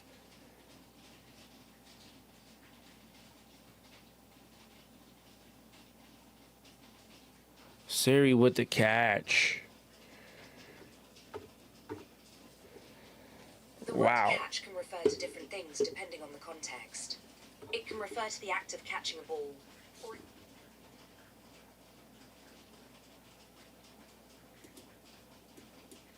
So we go on top 6. No, come on, we're not saying that now. We're not doing that. That's just being obnoxious now. We're not gonna do that, right? Because at the end of the day, They both go hand in hand. They support each other, right? Come on now. I feel like when you put the combination of Pete Alonso, Francisco Lindor, and Juan Soto, that's tough for a lot of teams to deal with. That's going to be tough for a lot of teams to deal with. But I'm not going to go that far, man. I mean, I'm not going to go that far. Listen, I love me some Francisco Lindor. Francisco Lindor, in my opinion, is the best shortstop in baseball. And I know, I get it. You're going to say is Bobby Witt Jr. or you're going to go ahead and throw Gunnar Henderson. No, I'm sorry. I'm not going that far just yet. No, maybe when the year's over, that might be a different conversation. But he's just the best shortstop in baseball.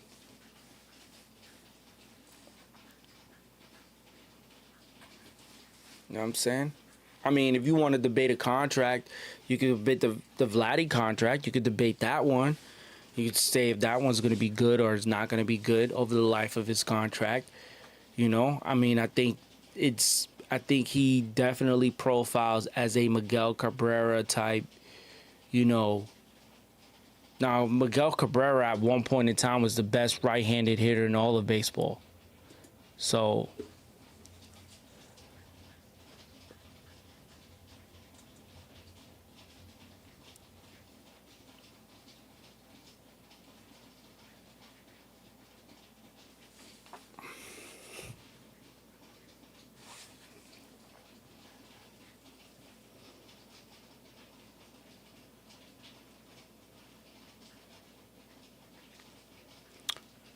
all right. So 0-2 count to Terrens, top 6. We just hit midnight on the East Coast.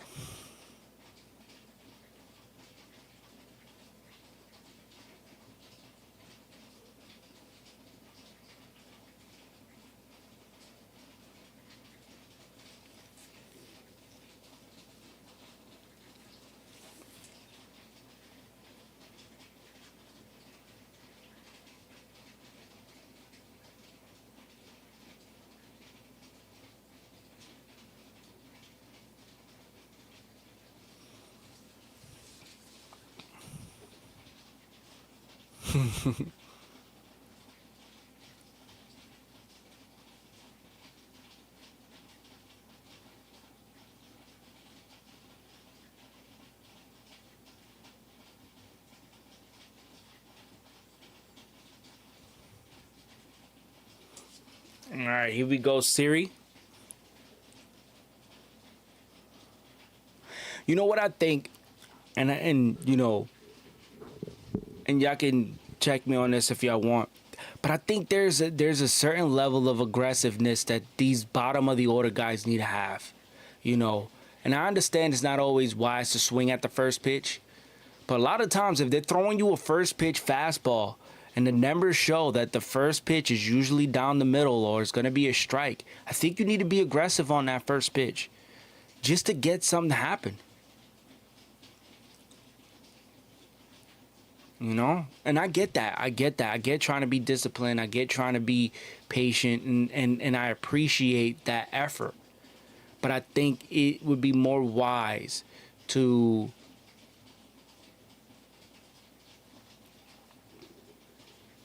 just be aggressive early. If the patient approach isn't helping, I think maybe being aggressive, getting some results early would help you be more patient later, right? Because then they'll be careful with you. But if they're gonna be super aggressive with you, you got to be super aggressive with them. It's got to kind of, you know, kind of got to do that. Baseball is the only sport that has 2 MVPs. Every other has 1. That is a fact. That is true. Oh yeah, of course. All love, all respect, man. And baseball is the only one that has two. So that's the reason why, and I hope you get that. That's the reason why I throw that out there, because when you look at you look at the NFL, right? They go through this a lot where the MVP award has just become a glorified best quarterback in the NFL award, when in reality, there are other people that probably had better seasons. Like, if you ask me, I think the running backs should have won the MVP the last two seasons in the NFL. And you could check me if I'm wrong, right? And then we could go with the wide receiver that should have won it back when the Rams won the Super Bowl and Cooper Kupp, right? So I'm just, I don't know.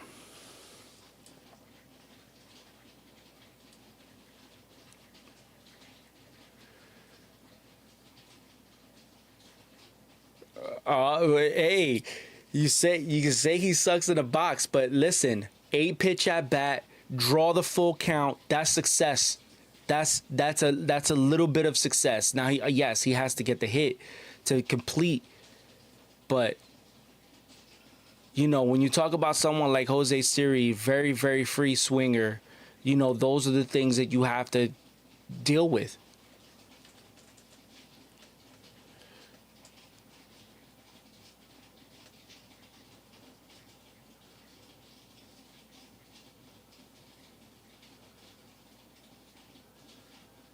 Right.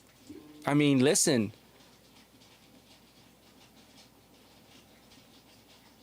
and he draws the walk, and he's and he's drawn a walk a couple of times. So hey, give him props. Give Siri props, right? He drew the walk when the Mets won it.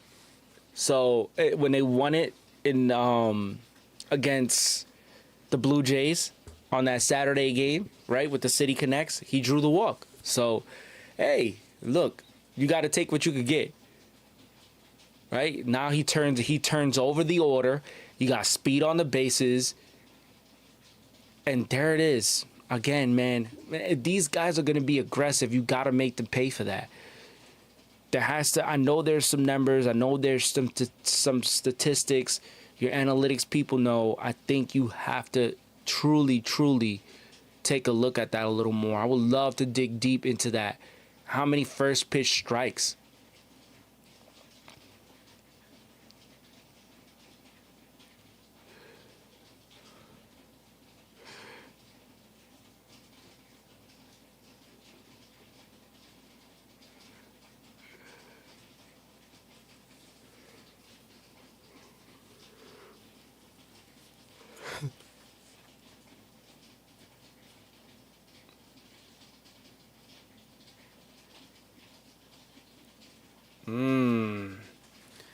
All right, so let's see what happens with Spence. Let's see what he throws here. Because Lindor didn't have success against J.P. Sears. So let's see what happens now.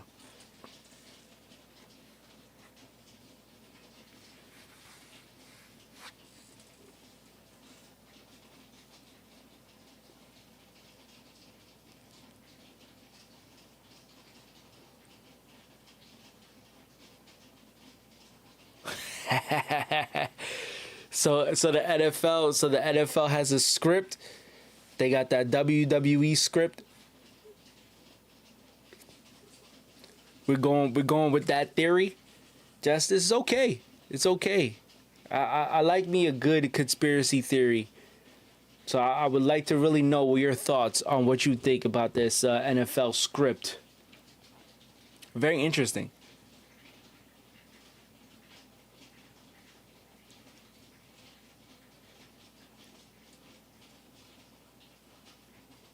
Hockey, football, baseball are not listed as sports entertainment entities, so they can't be fixed or predetermined outcomes. Very interesting. I've oh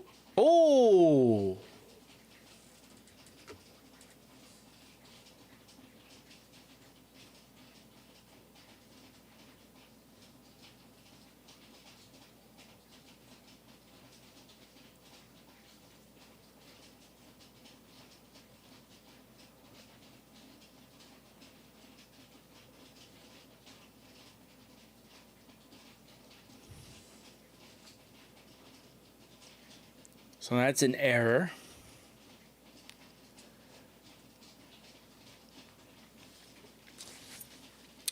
All right, here we go, Soto.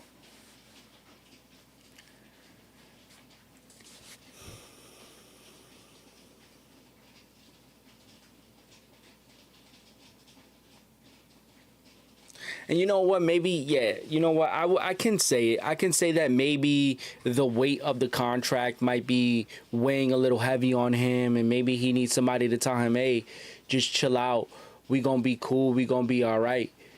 You know, maybe he needs that, but let's see.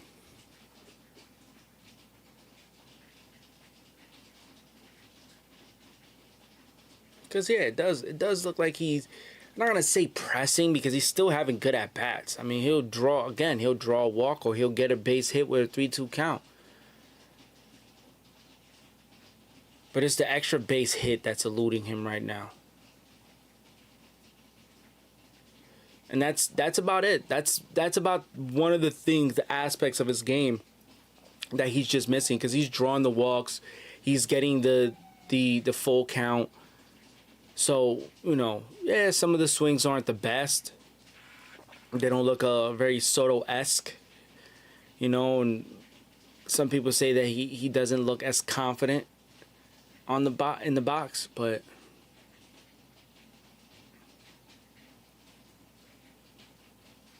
you know, I don't understand.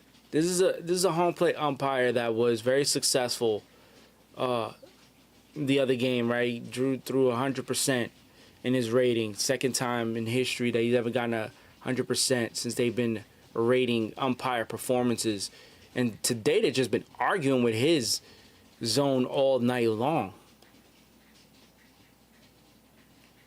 And look, there it is. See, another 3-2 count for Juan Soto, which that's what I expect from him. To draw a 3-2 count, full count, 3-1 count, get himself in hitter's count so he can do damage. Or pass the baton. And he passes the baton. That's it. I mean, come on. What more can you get from somebody? Listen, Juan Soto's not giving me a headache with his at-bats. I'll tell you that.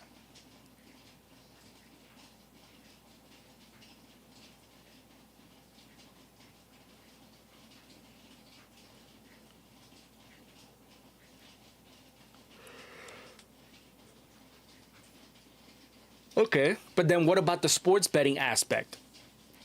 Right? Because now the sports betting kind of goes into that whole thing, right? Where it's like, well, why, you know, and then I get it, because the other argument could be, well, WWE has some sports betting or whatever. But at the same time, I felt like there's so much more put into the NFL and their sports betting than anything else.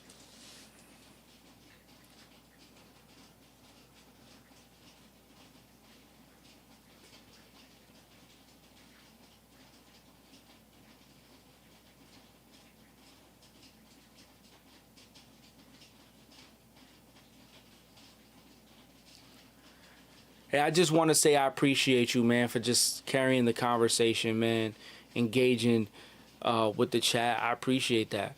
I really do, man. Some very good conversations coming out here, man, helping build the community. I appreciate that. Again, if you haven't had the chance, don't forget to subscribe, follow on all the socials, and take a look at, you know, Good Morning Bets. You know, we kind of analyze everything, series to series, day to day, Monday through Friday. And then we have our Mets Live show where we interview guests. So it's, you know, pretty good setup.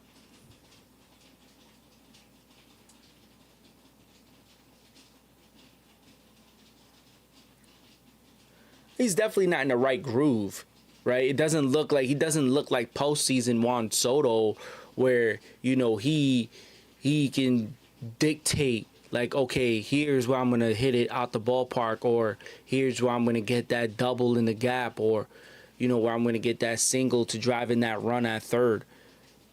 I get it. I can see that. But he's still moving it along, right? He's still moving it along. He's still getting on base. He's still getting a hit. So, and that's what you could count on him, right? You know, Juan Soto who's not getting on base. That's a Juan Soto that you know what's going on, but he's getting on base. Ooh.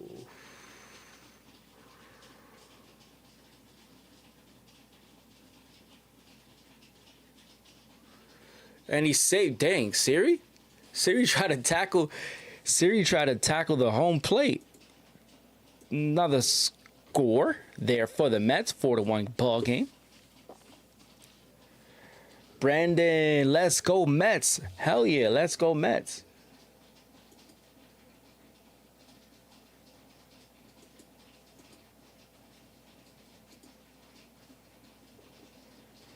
Let's go Mets. Hell yeah.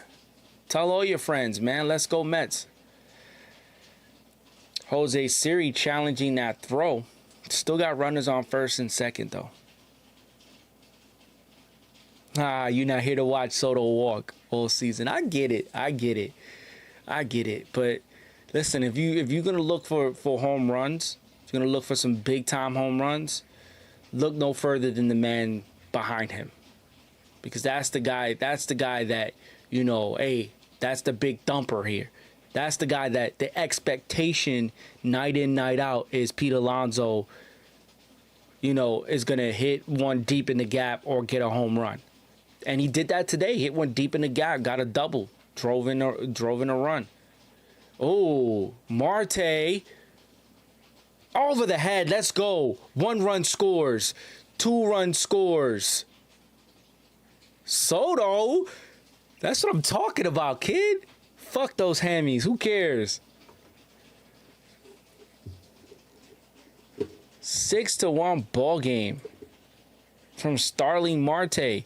And that all right there is a product of what, you know, your best players can create. Siri with the walk. Lindor, error. There are various door errors that could occur, such as sagging, unwanted opening. Always been a Met fan, but fell in love with hockey and haven't paid much attention till last year. Bang, Starling, yes. Me too. With hockey, it's in and out. It's usually when the Rangers are hot, I'll pay attention. I'm not gonna sit there and pretend like I'm a big hockey guy. I'm not. But since the season started, it's been all baseball, man. It's been all baseball between, you know, going to the stadium and covering the game. And, you know, much like I did opening weekend, it was such a good feel being in the ballpark, especially for opening day, because that was where I really got the most opportunity to interact with the players and who was there and say hi, say hello to the reporters and stuff like that. So that to me was the cool part. But from that to, you know, doing my Good Morning Mets, you know, Monday through Friday, and, you know, jumping on social media, doing what I can do there, you know, it's fun, man. It's fun. You know, it's not really a job if you're doing something you love, and that's facts.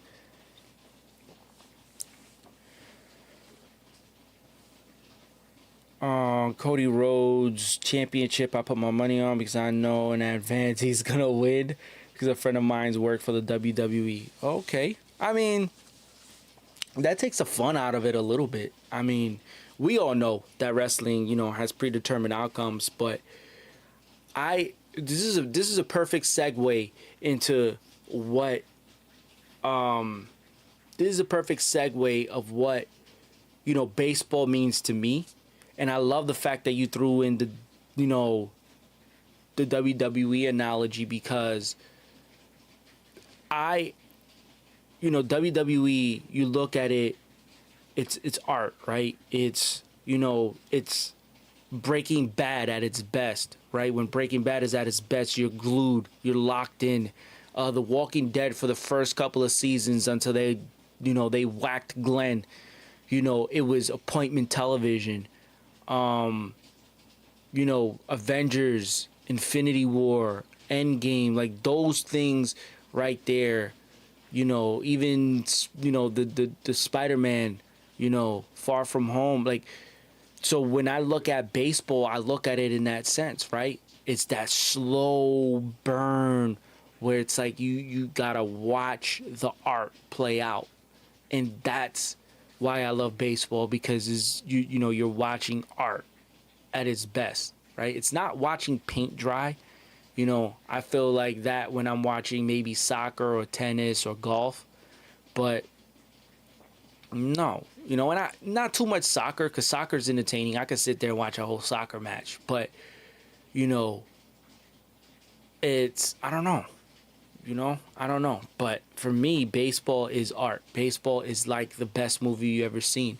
Baseball is like a WWE match where you have your back and forths and your near falls and your false finishes and stuff like that.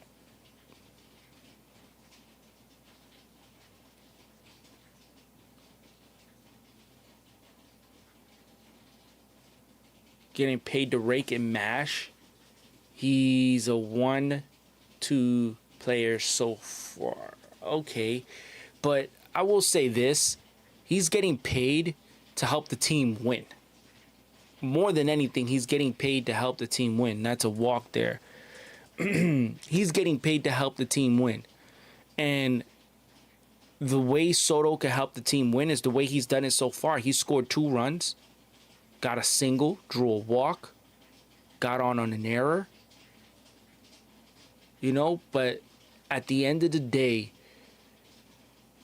right, one of the reasons why the Mets didn't get to the World Series, or they, didn't have an opportunity to compete for one, was because they didn't have that guy that was going to advance the lineup, move the lineup along. And the Mets were missing that last year so much, right? In that postseason run, it was just like they got the people, this guy's on, that guy's on. Francisco Lindor didn't have the best NLCS. You could say maybe his back was a factor in that. But what the Mets got in Juan Soto is somebody that's going to put pressure on the starting pitcher. It's any way you can slice it, he's going to put pressure. Oh, Vientos. Oh. I really thought he got into one. All right, so Mets.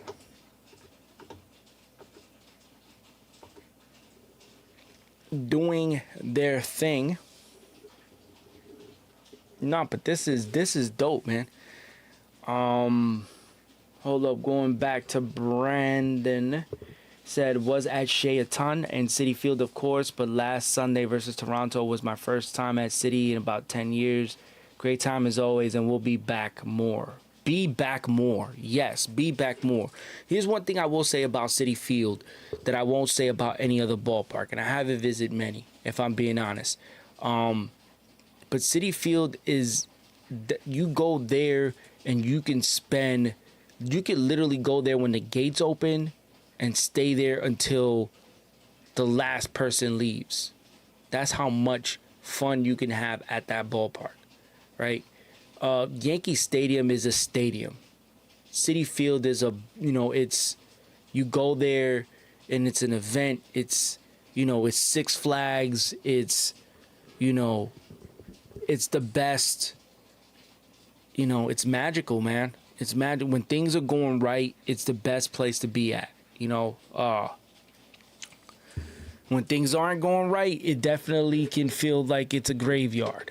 But when things are going right, it's the best place in the world, man. I tell you, it's the best. It is the best place in the world when things are going right with the Mets. And that Citi Field. For sure.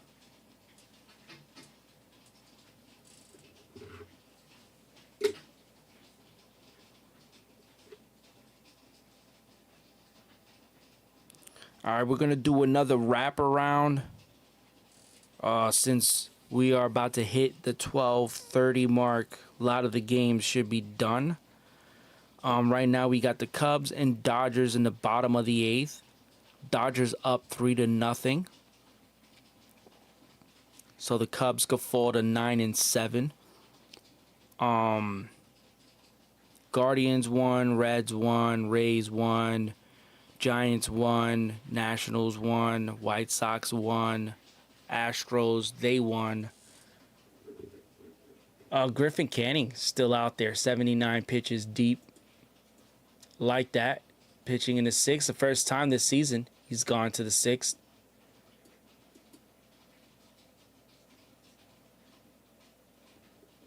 Langalier's getting on with the double.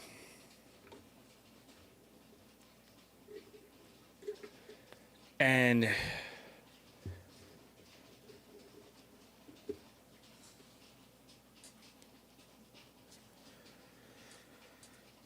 the Cardinals won. Padres won that game 8-0. Mariners, they won 5-3. So the Rangers win, they tied it up 3-3, and then Cal Raleigh wins it in the eighth with a 2-run home run. And then the Brewers won their game 7-0. Sal Frelick, Bryce Terang, William Contreras, and Quintana went 7 scoreless. Reed Garrett is in the bullpen for the Mets.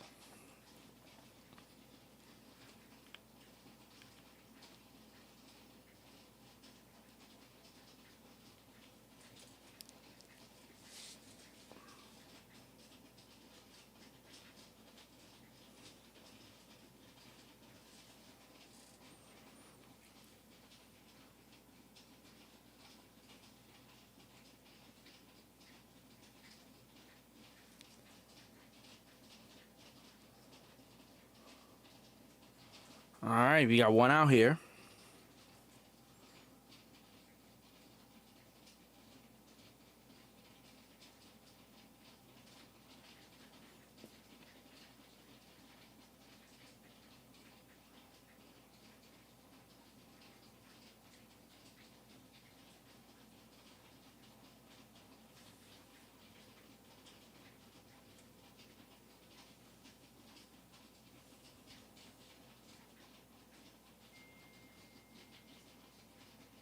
Oh, that might be another run.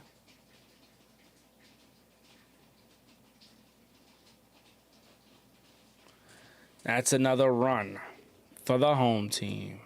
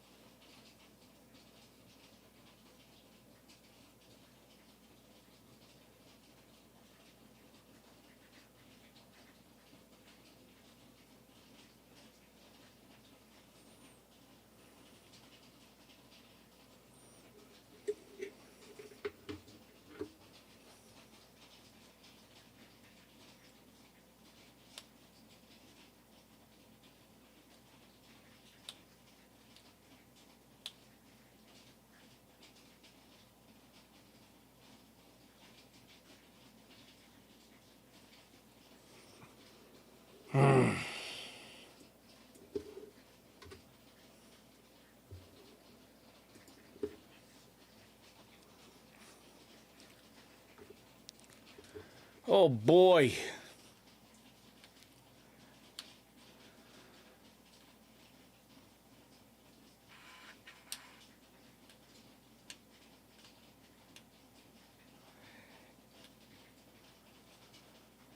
Yeah, Canning definitely got hit hard in this game. He definitely tried. You know, he definitely tried to go deep.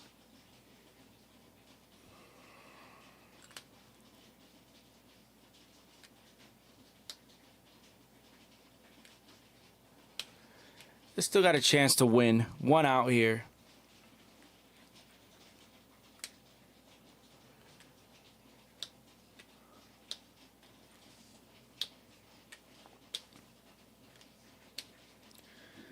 So let's see, man. I love the fact that the Phillies lost. I love the fact that the Braves lost. We gotta just pull it together here with the bullpen. Hopefully we keep everything, because this the thing. It's a minor league ballpark, man. These things are gonna happen.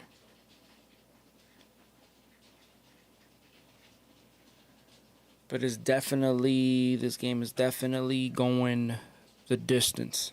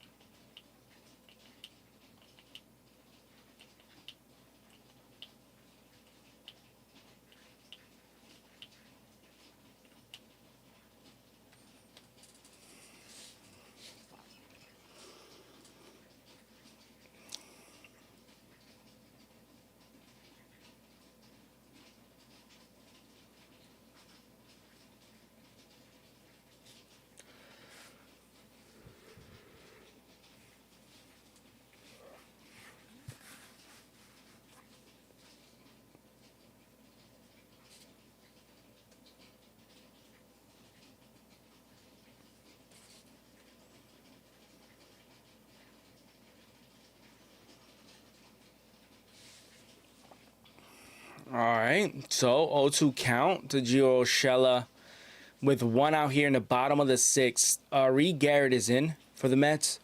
And Griffin Canning.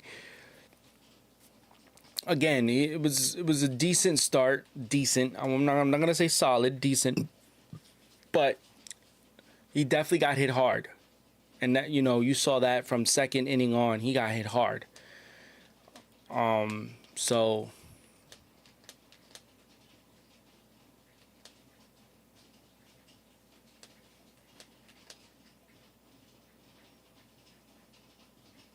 struck him out.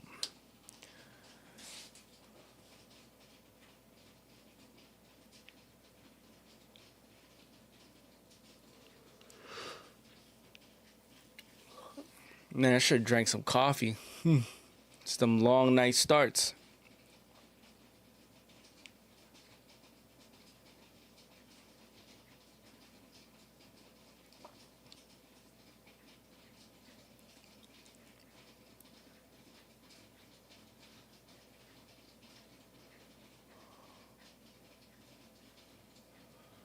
Man, these minor league ballparks are gonna kill me.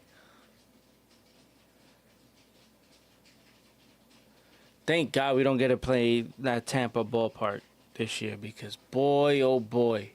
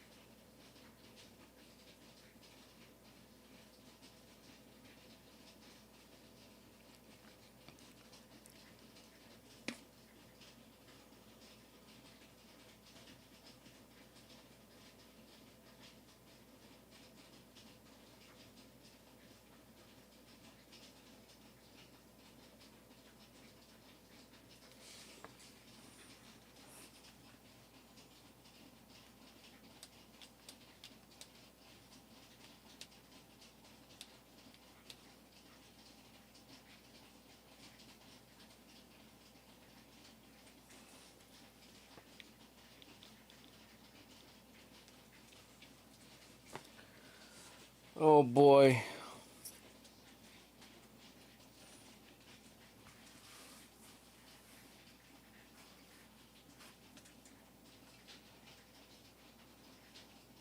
Oh no.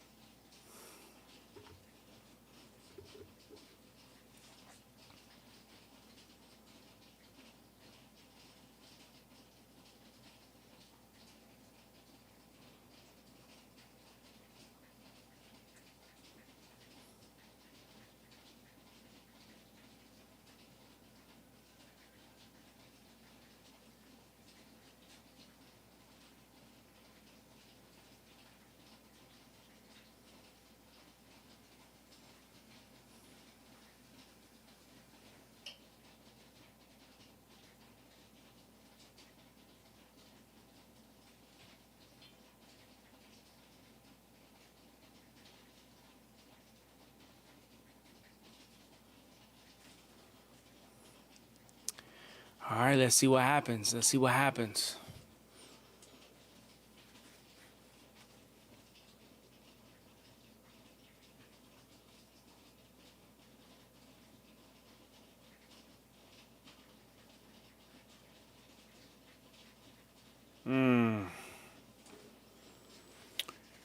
Walk the guy before him. 3-1 count now.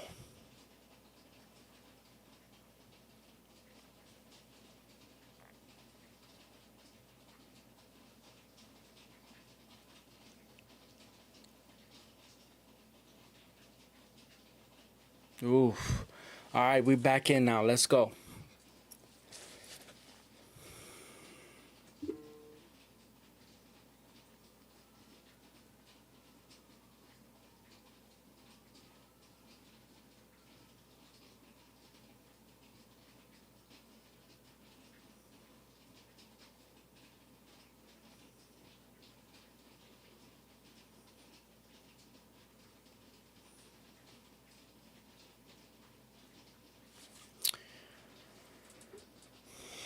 They're juiced.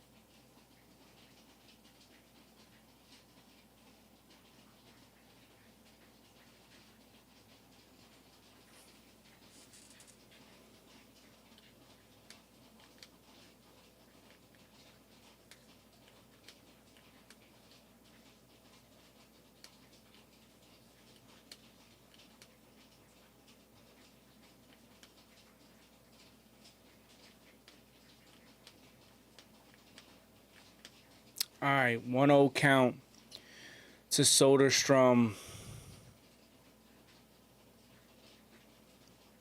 Bases loaded, 2 out.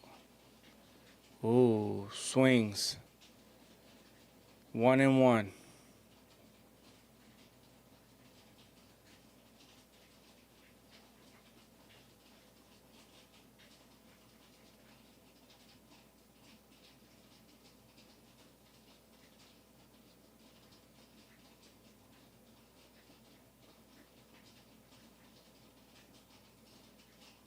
That's another strike. Oh.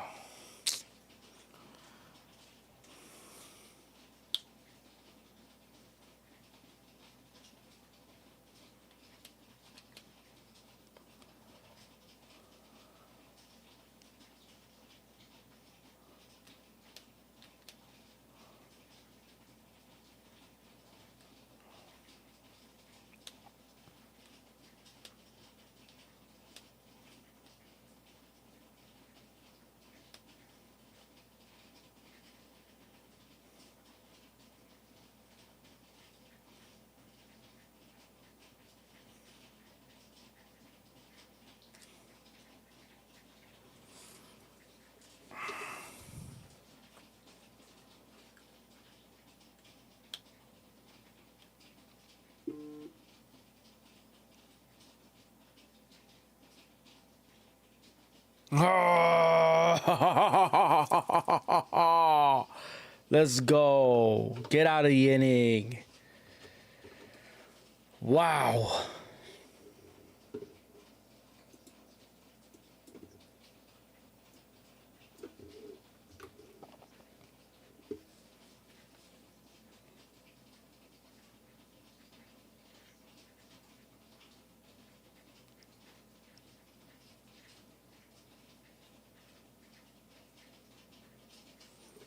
So the A's scored 2 runs there on the home run from Miguel Andujar, but they leave the bases loaded. Wow.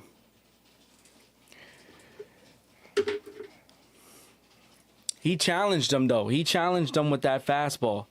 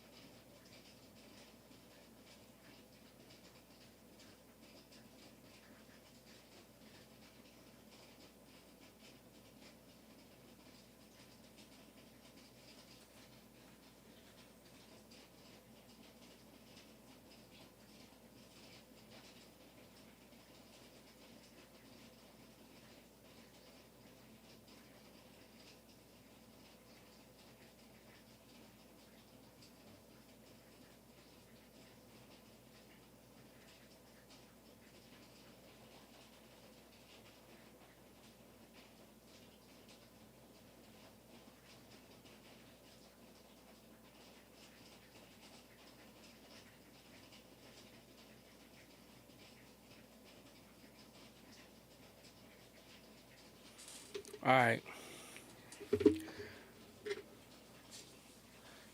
Top 7th.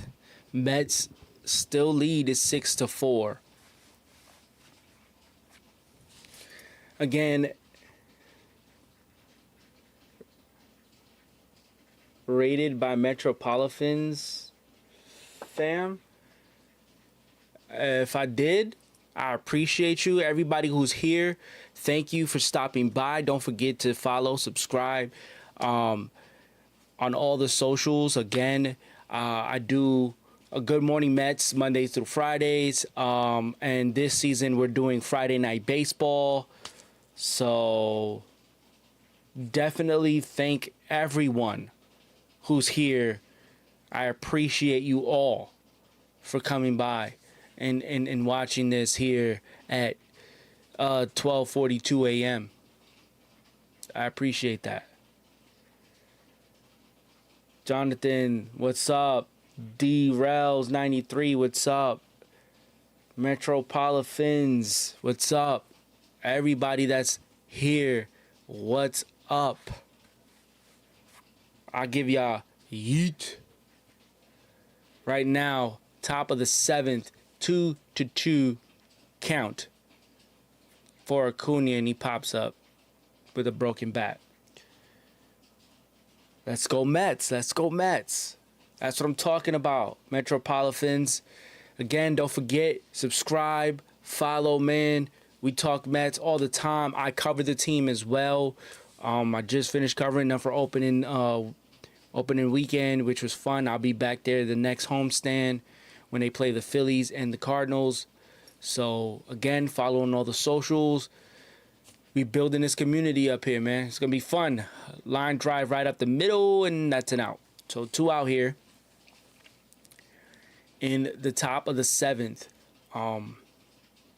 We had some very interesting conversations here, and you guys can let me know what your opinions of what you think. So earlier I was saying that when I look at Major League Baseball and the best players overall, I got 3 main categories that I usually put them in. And for me, the best player in baseball is Aaron Judge. The best hitter in baseball is Juan Soto, and the best talent in baseball is Shohei Ohtani, because he can pitch and he can hit at a very high level. And I know a lot of people are going to disagree with that, and that's cool. That's okay. That's fun. That's the fun part of having a debate. But you guys can let me know what you think. And if I would have ranked them, right? I would have Judge 1, Otani 2, Soto 3. Those would be, my order if I would have ranked them. And the reason why I put them in those categories is just because of the simple fact that, Major League Baseball is probably the only league in American sports where the MVP isn't just one sole MVP. Like they have a National League MVP and American League MVP, right? So that's the reason why I came up with that kind of system, because of the simple fact that, you could say that Aaron Judge is the best hitter, but other people would say he's the best hitter in the American League. Others would say he's not the best hitter in the National League. So, series strikes out. Very frustrated. But going to the bottom of the inning. So you guys let me know what y'all think about that and about those comments, because I think it's something to really talk about. We were also talking about the second base situation with the Mets, and where I think that right now they're in a spot where it would benefit them more if one of Beatty or Acuna really takes off. Because for me, in my opinion, Lindor is the best shortstop in baseball for sure. Maria, he's the best. So don't worry about that. He's the best shortstop in baseball, hands down, no doubt, right? But the second base conversation, I felt like Jeff McNeil, in my opinion, his best value is as a super utility guy, because he could play multiple positions. But it's going to be a difficult ask to ask someone who's won a batting title to step out of his comfort zone and be sort of like a backup. And I truly don't think that the Mets view him in that way, which kind of sucks, because you have to see what you have in Acuna and Brett Beatty so you can make a determination and a decision, and it can make it easier for you once the Mets ultimately go ahead and they make that trade for Sandy Alcantara, which is one of my hot takes for the 2025 season. Is I think they're going to try to trade for Sandy Alcantara, and that they're going to re-sign Pete Alonso to an extension, because there's some uncertainty with the next collective bargaining agreement, and agents kind of saw how that went last time, and it kind of didn't help. So a lot of them are trying to get out in front of that and get deals signed early. You saw that with Jackson Merrill. You saw that with a couple of people. Now, you could say that was just because they were young guys, so they bought out their arbitration years. But I still think that that Pete Alonso extension is on the table. Definitely think that it's on the table. So let me know what you guys think. But as far as Lindor is definitely in the top 10. Now I can't, because it's so difficult, right? Because you got, like, in 2024, Francisco Lindor was top 5 in baseball last season. But there's just so many people. Like, Mike Trout has been balling, right? It's difficult to put anyone over Mike Trout, but if Mike Trout is healthy and he has a Mike Trout type of season, that's MVP potential, right? Depending on how healthy he is and how much he plays on the field and what they do as far as DHing and playing right field. But, and then you got Bryce Harper, who's also MVP quality. You got guys like Machado, who's MVP quality. Now, can Lindor compete with them guys to be ahead of him? Of course he can. I do think he can. But it's not a right now type of thing. I think right now what it is just one of those things where it's, just my opinion on where the top 3 guys fall.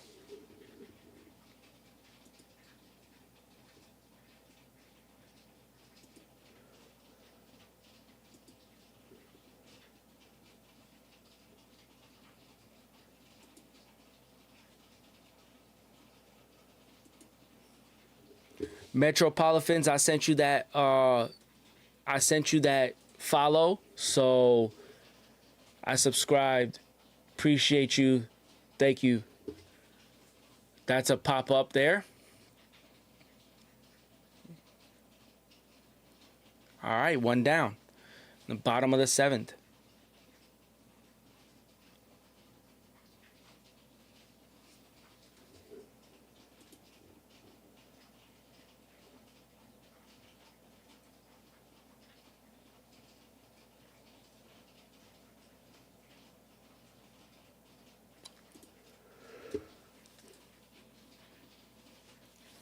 So again, if you guys have been watching late night Friday night baseball, the first Friday night baseball of the 2025 season, we're going to do this a couple of times this year, multiple times this year. It's going to be a thing.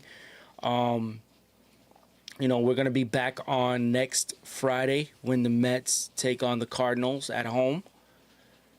As JJ Bleday fouls the ball back. It's a 1-1 count.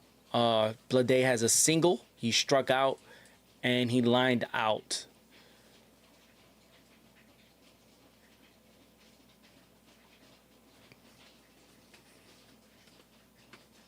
So let me know what you guys think so far of the MLB season.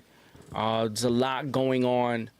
And what you guys think of the Mets team so far. We get it. We know we want the big moments from Juan Soto.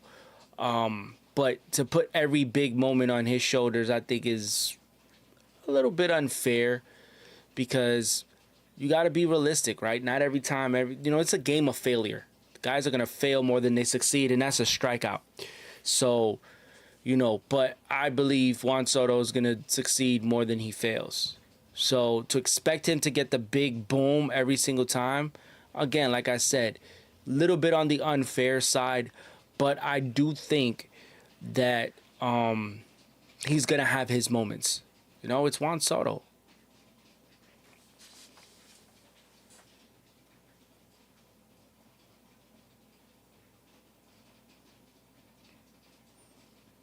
That's a fly ball.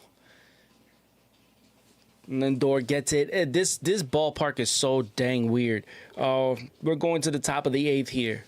Very crucial part of the game.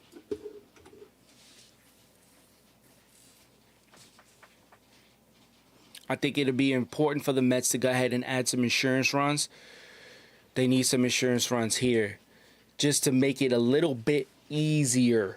But again, I want to thank everybody for stopping by and jumping on the stream and watching this with me. I'm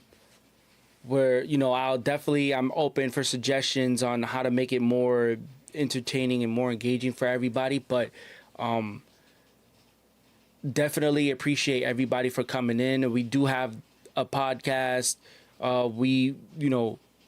There's so much. So just follow on all the socials, and don't forget, when it comes to the Mets, it's always for life. We getting into the home stretch now. We're getting into the top of the eighth inning for the New York Mets, and they're looking to get some insurance runs here so they could go ahead and seal this win and take the opening game of a 3-game series. So again, this is game 1 of Friday Night Baseball here on the Mets Life YouTube. Again, like I said, we're going to be here again next week when the Mets take on the Cardinals at home in Citi Field. You could also catch me here every Monday through Friday in the morning for Good Morning Mets. We also have a hot take hotline where you can call, leave your takes. So we'll get that number up and running for the next stream. So look out for that. We also have guests who stop by every now and then for the Mets Live show, where we talk about the Mets and what's going on with them. We do series previews, where we preview a series. So look out for that. We have another interview set up coming soon. So again, thank you guys for stopping by, man. I appreciate it. And don't forget, hit the socials. 1-1 count to Lindor, top of the eighth. So we'll get another at bat here from Juan Soto, Lindor, and Pete Alonso.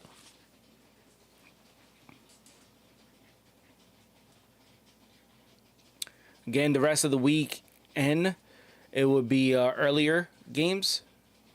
So look at that. Tommy Edman got 6 home runs to start his season. That's tremendous, man. He broke out against the Mets in the NLCS. And it just makes the Cardinals look crazy for trading him. I mean, the Cardinals look crazy for trading a couple people.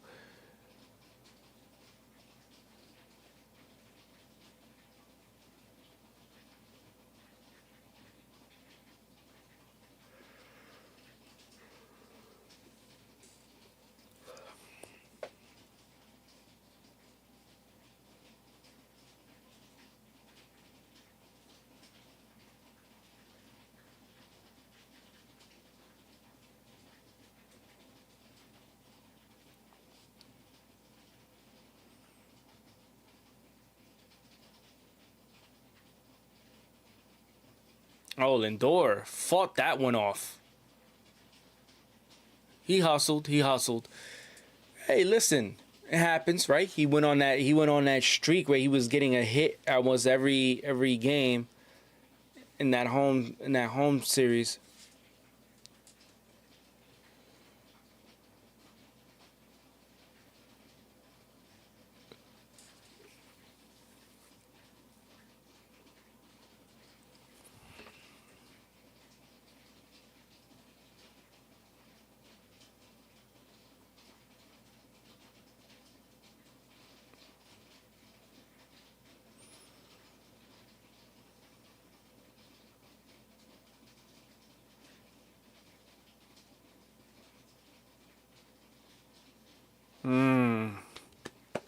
And that's one of the things that I like about this Mets bullpen is because, you know, in years past, it's like, look, they had Reed Garrett come in, right, and put out the fire in the 6th inning.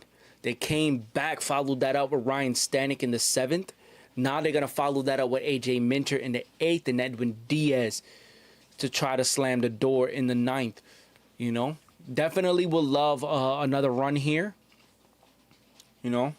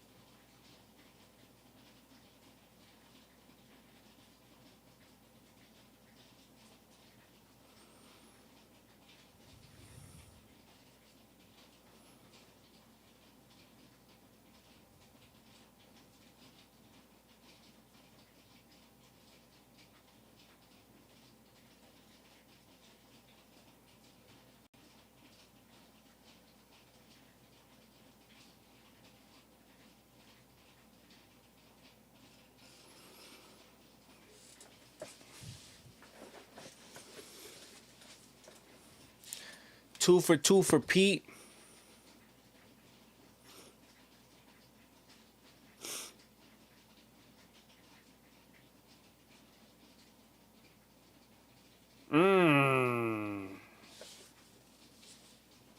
I forgot, man. Jose Leclerc now is pitching for the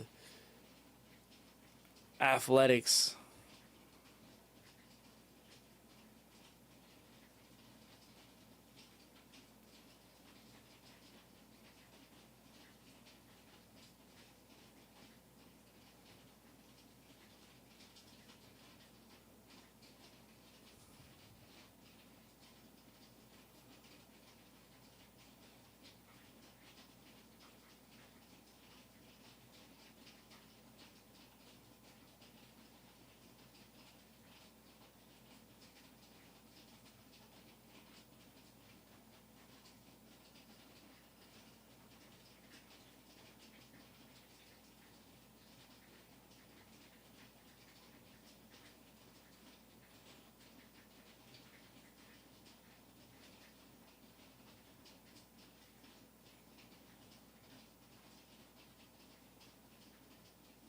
That's interesting.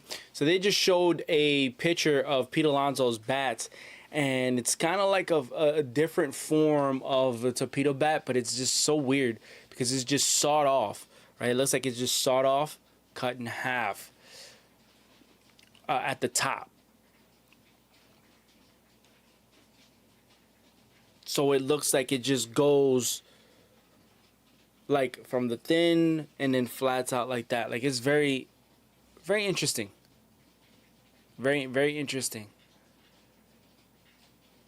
I didn't know Pete was using a different type of bat, and that's something that these bat companies, man, you got to give them props. They're like, listen, man, how can we get these hitters fitted for their own bats, right? To their own style, to the way they hit.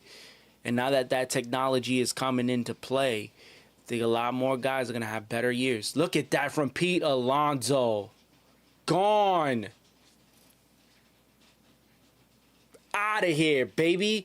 We were just talking about that, man. That's insurance funds.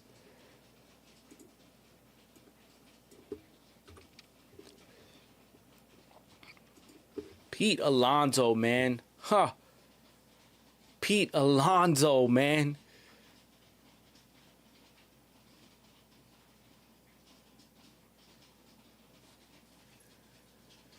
I mean, yeah, like even for Pete, man, this is, you know what? I'm happy for him. I'm happy for him, man.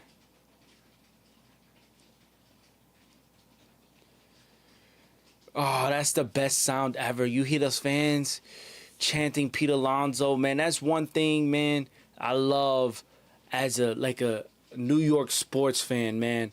The Giants ain't really nothing right now, but just, you know, when the Knicks are hot, man, you hear them everywhere they go, man. The fans are chanting their name. And now, you know, the Mets are in West Sacramento and they're chanting Pete Alonso's name. Come on, that's dope. That's dope. Gotta keep it a buck. That's dope. That's dope.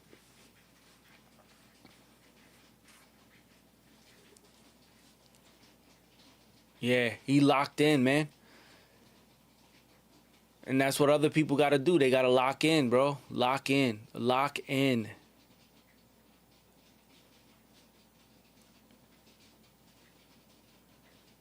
I think that whole thing in the off season really lit a fire under him and said, "Oh, all right, I'm gonna show you what's up."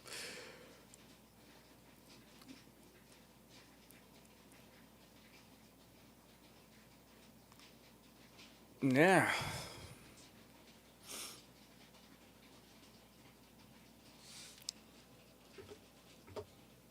All right, we going to the bottom of the eighth. We got AJ Minter coming on the mound. And the Mets got an insurance run here, right? So it's going to take a 3-run home run to tie the game in a grand slam to beat them, which you can take, but let's not get hit hard here. It is a minor league ballpark.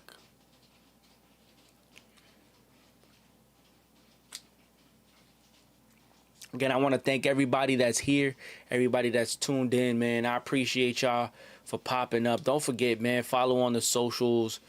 Follow the channel. Again, Monday through Friday. Good Morning Mets. You know, every other week we preview a series. We preview some of the best series, important series with reporters and people that are well known in the community. We just had Wardy, NYM.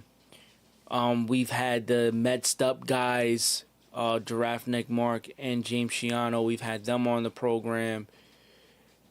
You know, and we looking to get some more people to join us this season for that. Again, like I said, I covered the team. So I'll be there next homestand for the Cardinals series and for the Phillies series. So we'll be able to, you know, get some interviews, probably, hopefully get some one-on-ones with some of the guys there. In that opening weekend series, I got to speak to one of the assistant GMs about Elian Pena, the young guy who the the young Dominican player who the Mets signed to the largest international free agent contract that they've given out in their history, and he spoke good about what that process was like and how they feel about the kid. And so there was some good insight there, to have that conversation.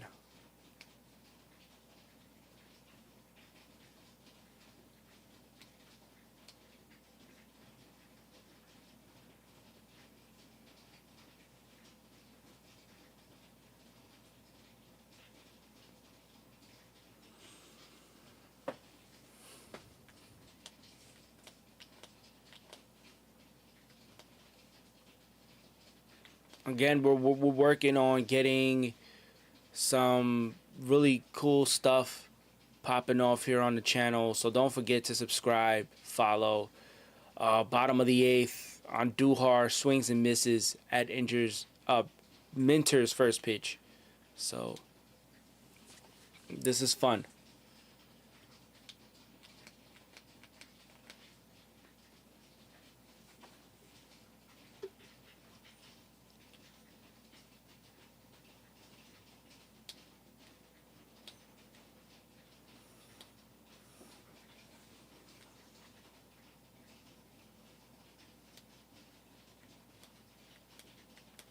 Mm.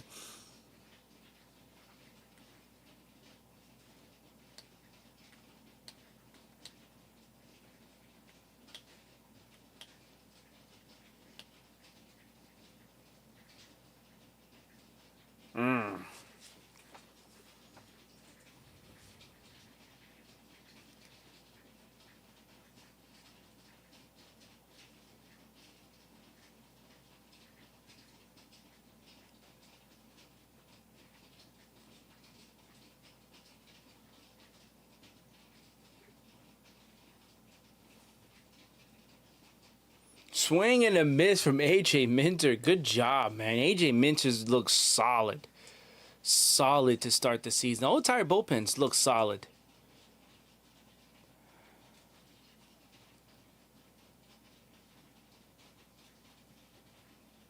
So now we got another former Yankee in Gio Urshela up here.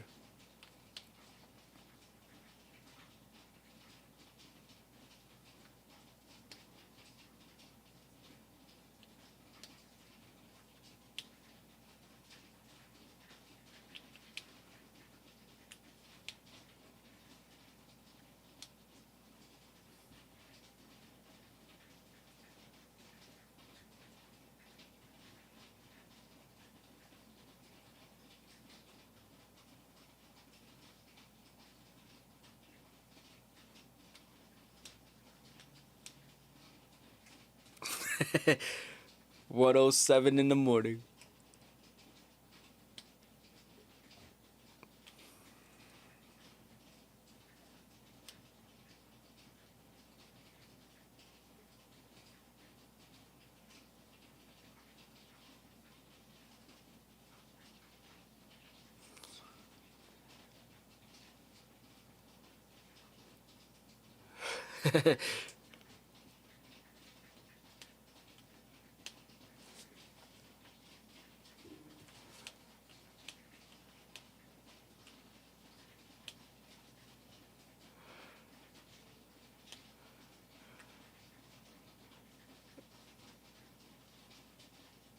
There we go, man. 1-2-3 inning there. Going to the top of the ninth. Last licks for the Mets. Not last licks for the, well, last at bat for the Mets here. Hopefully. Oh, Shorty falling asleep on the lawn. Wake up. Wake up.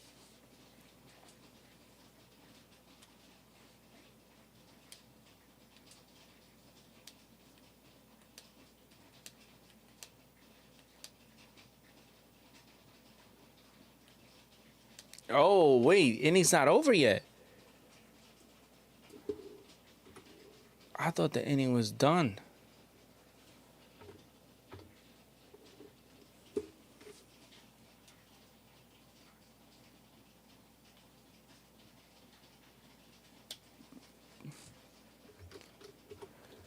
All right, now 1, 2, 3 inning.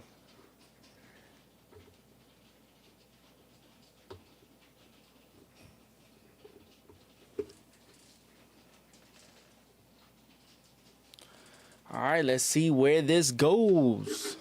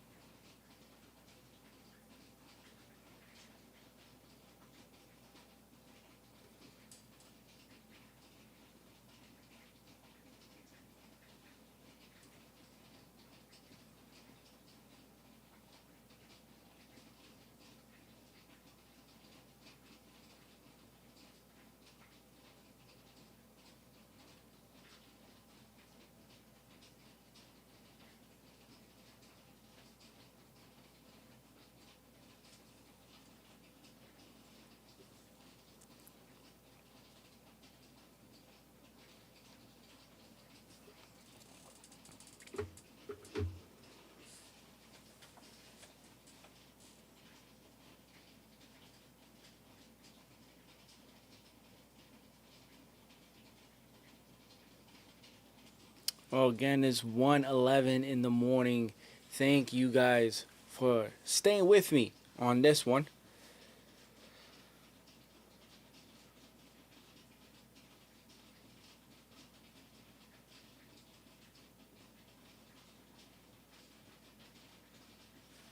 Strike.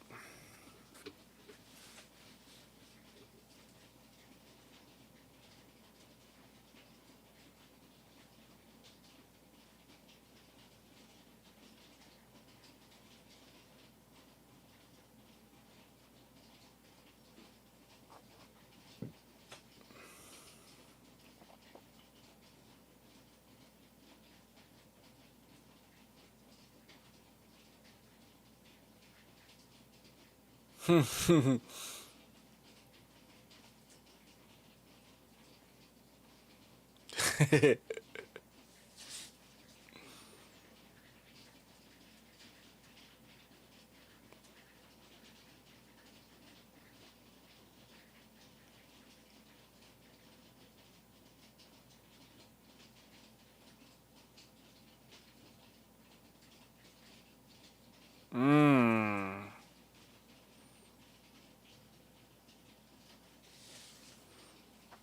Nimmo strikes out swinging. All right, so again, top of the ninth for the Mets. So last chance to add some runs before Edwin Diaz comes in to try to get the save.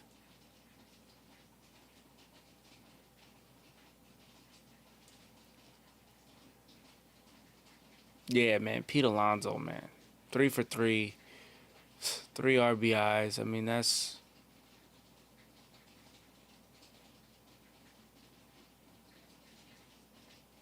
Mark Vientos.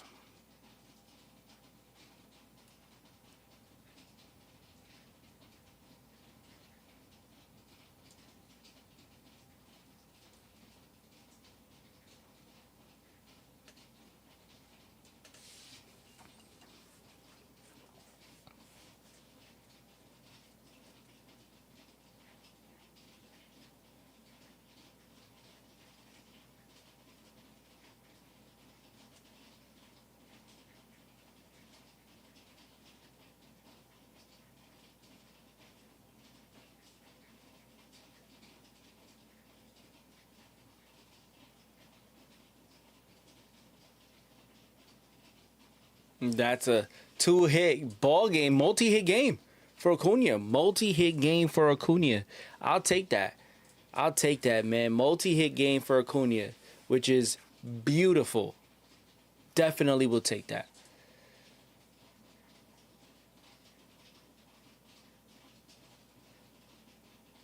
Now we got Luis Torrens stepping up to the plate, man. Let's see if we could get something popping here. Maybe get a stolen base, get something cooking.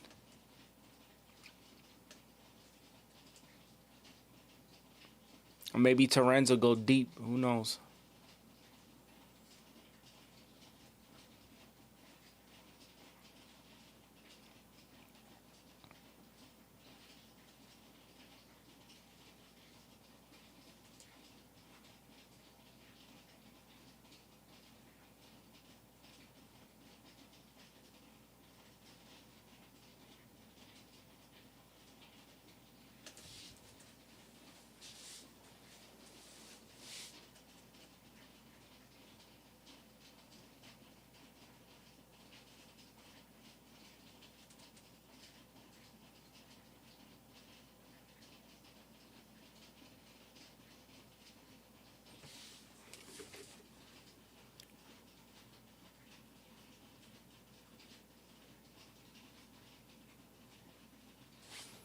All right, Torrens goes down swinging. We going to the bottom of the ninth.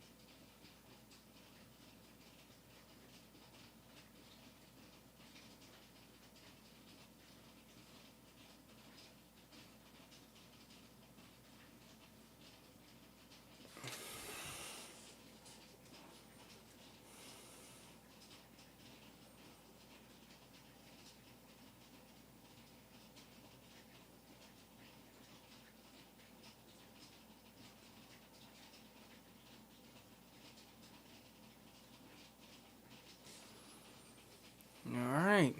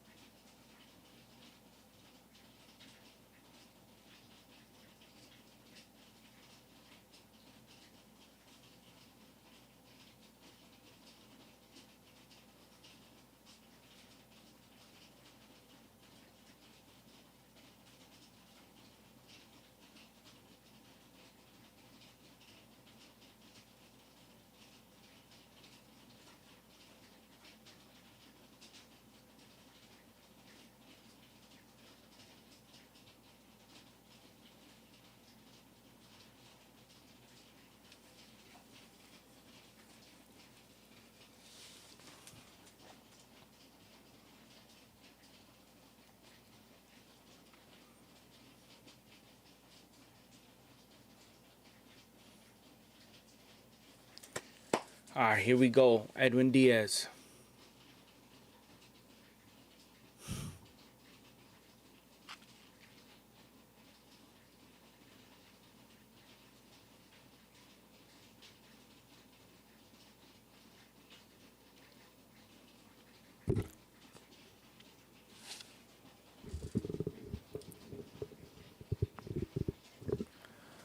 Oh boy.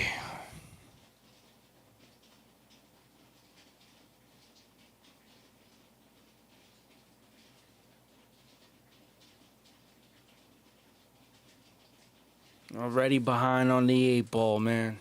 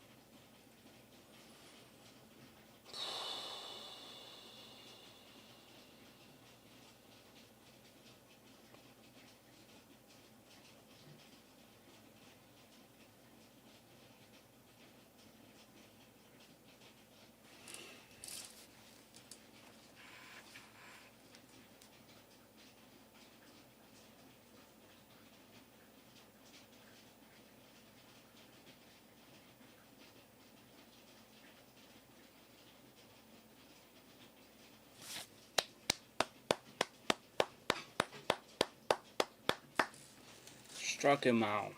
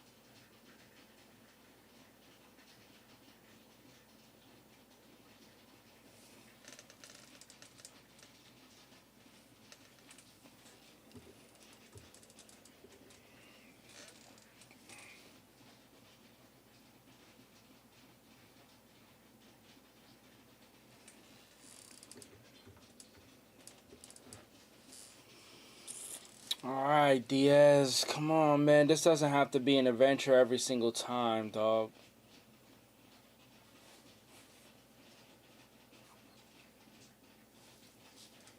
Throw strikes.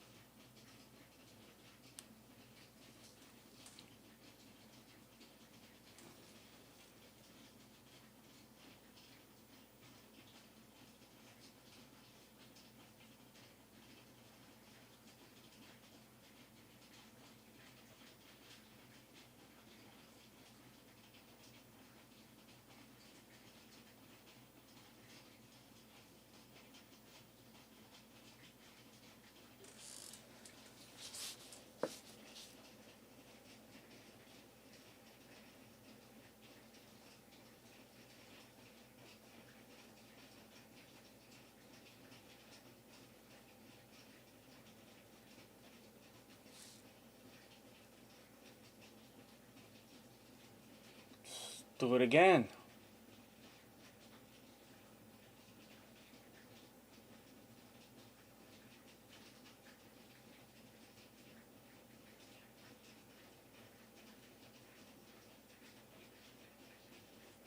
Ball game, baby.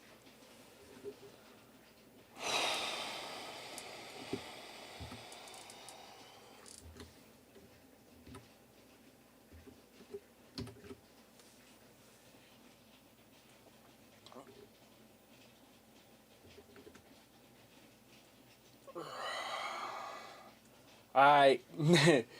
Ball game is over. Mets win this one, and wild, man. It's so many elements. It's the minor league ballpark. It's Edwin Diaz being wild. It's so many different variables. So many different variables to that equation. But you know what? At the end of the day, it all equals to a W. W out in the West Coast. Again, I want to thank everybody that popped up to enjoy this stream at 1:30 in the morning. I appreciate y'all. Again, we're going to be back on stream next Friday for the Mets versus the Cardinals at Citi Field.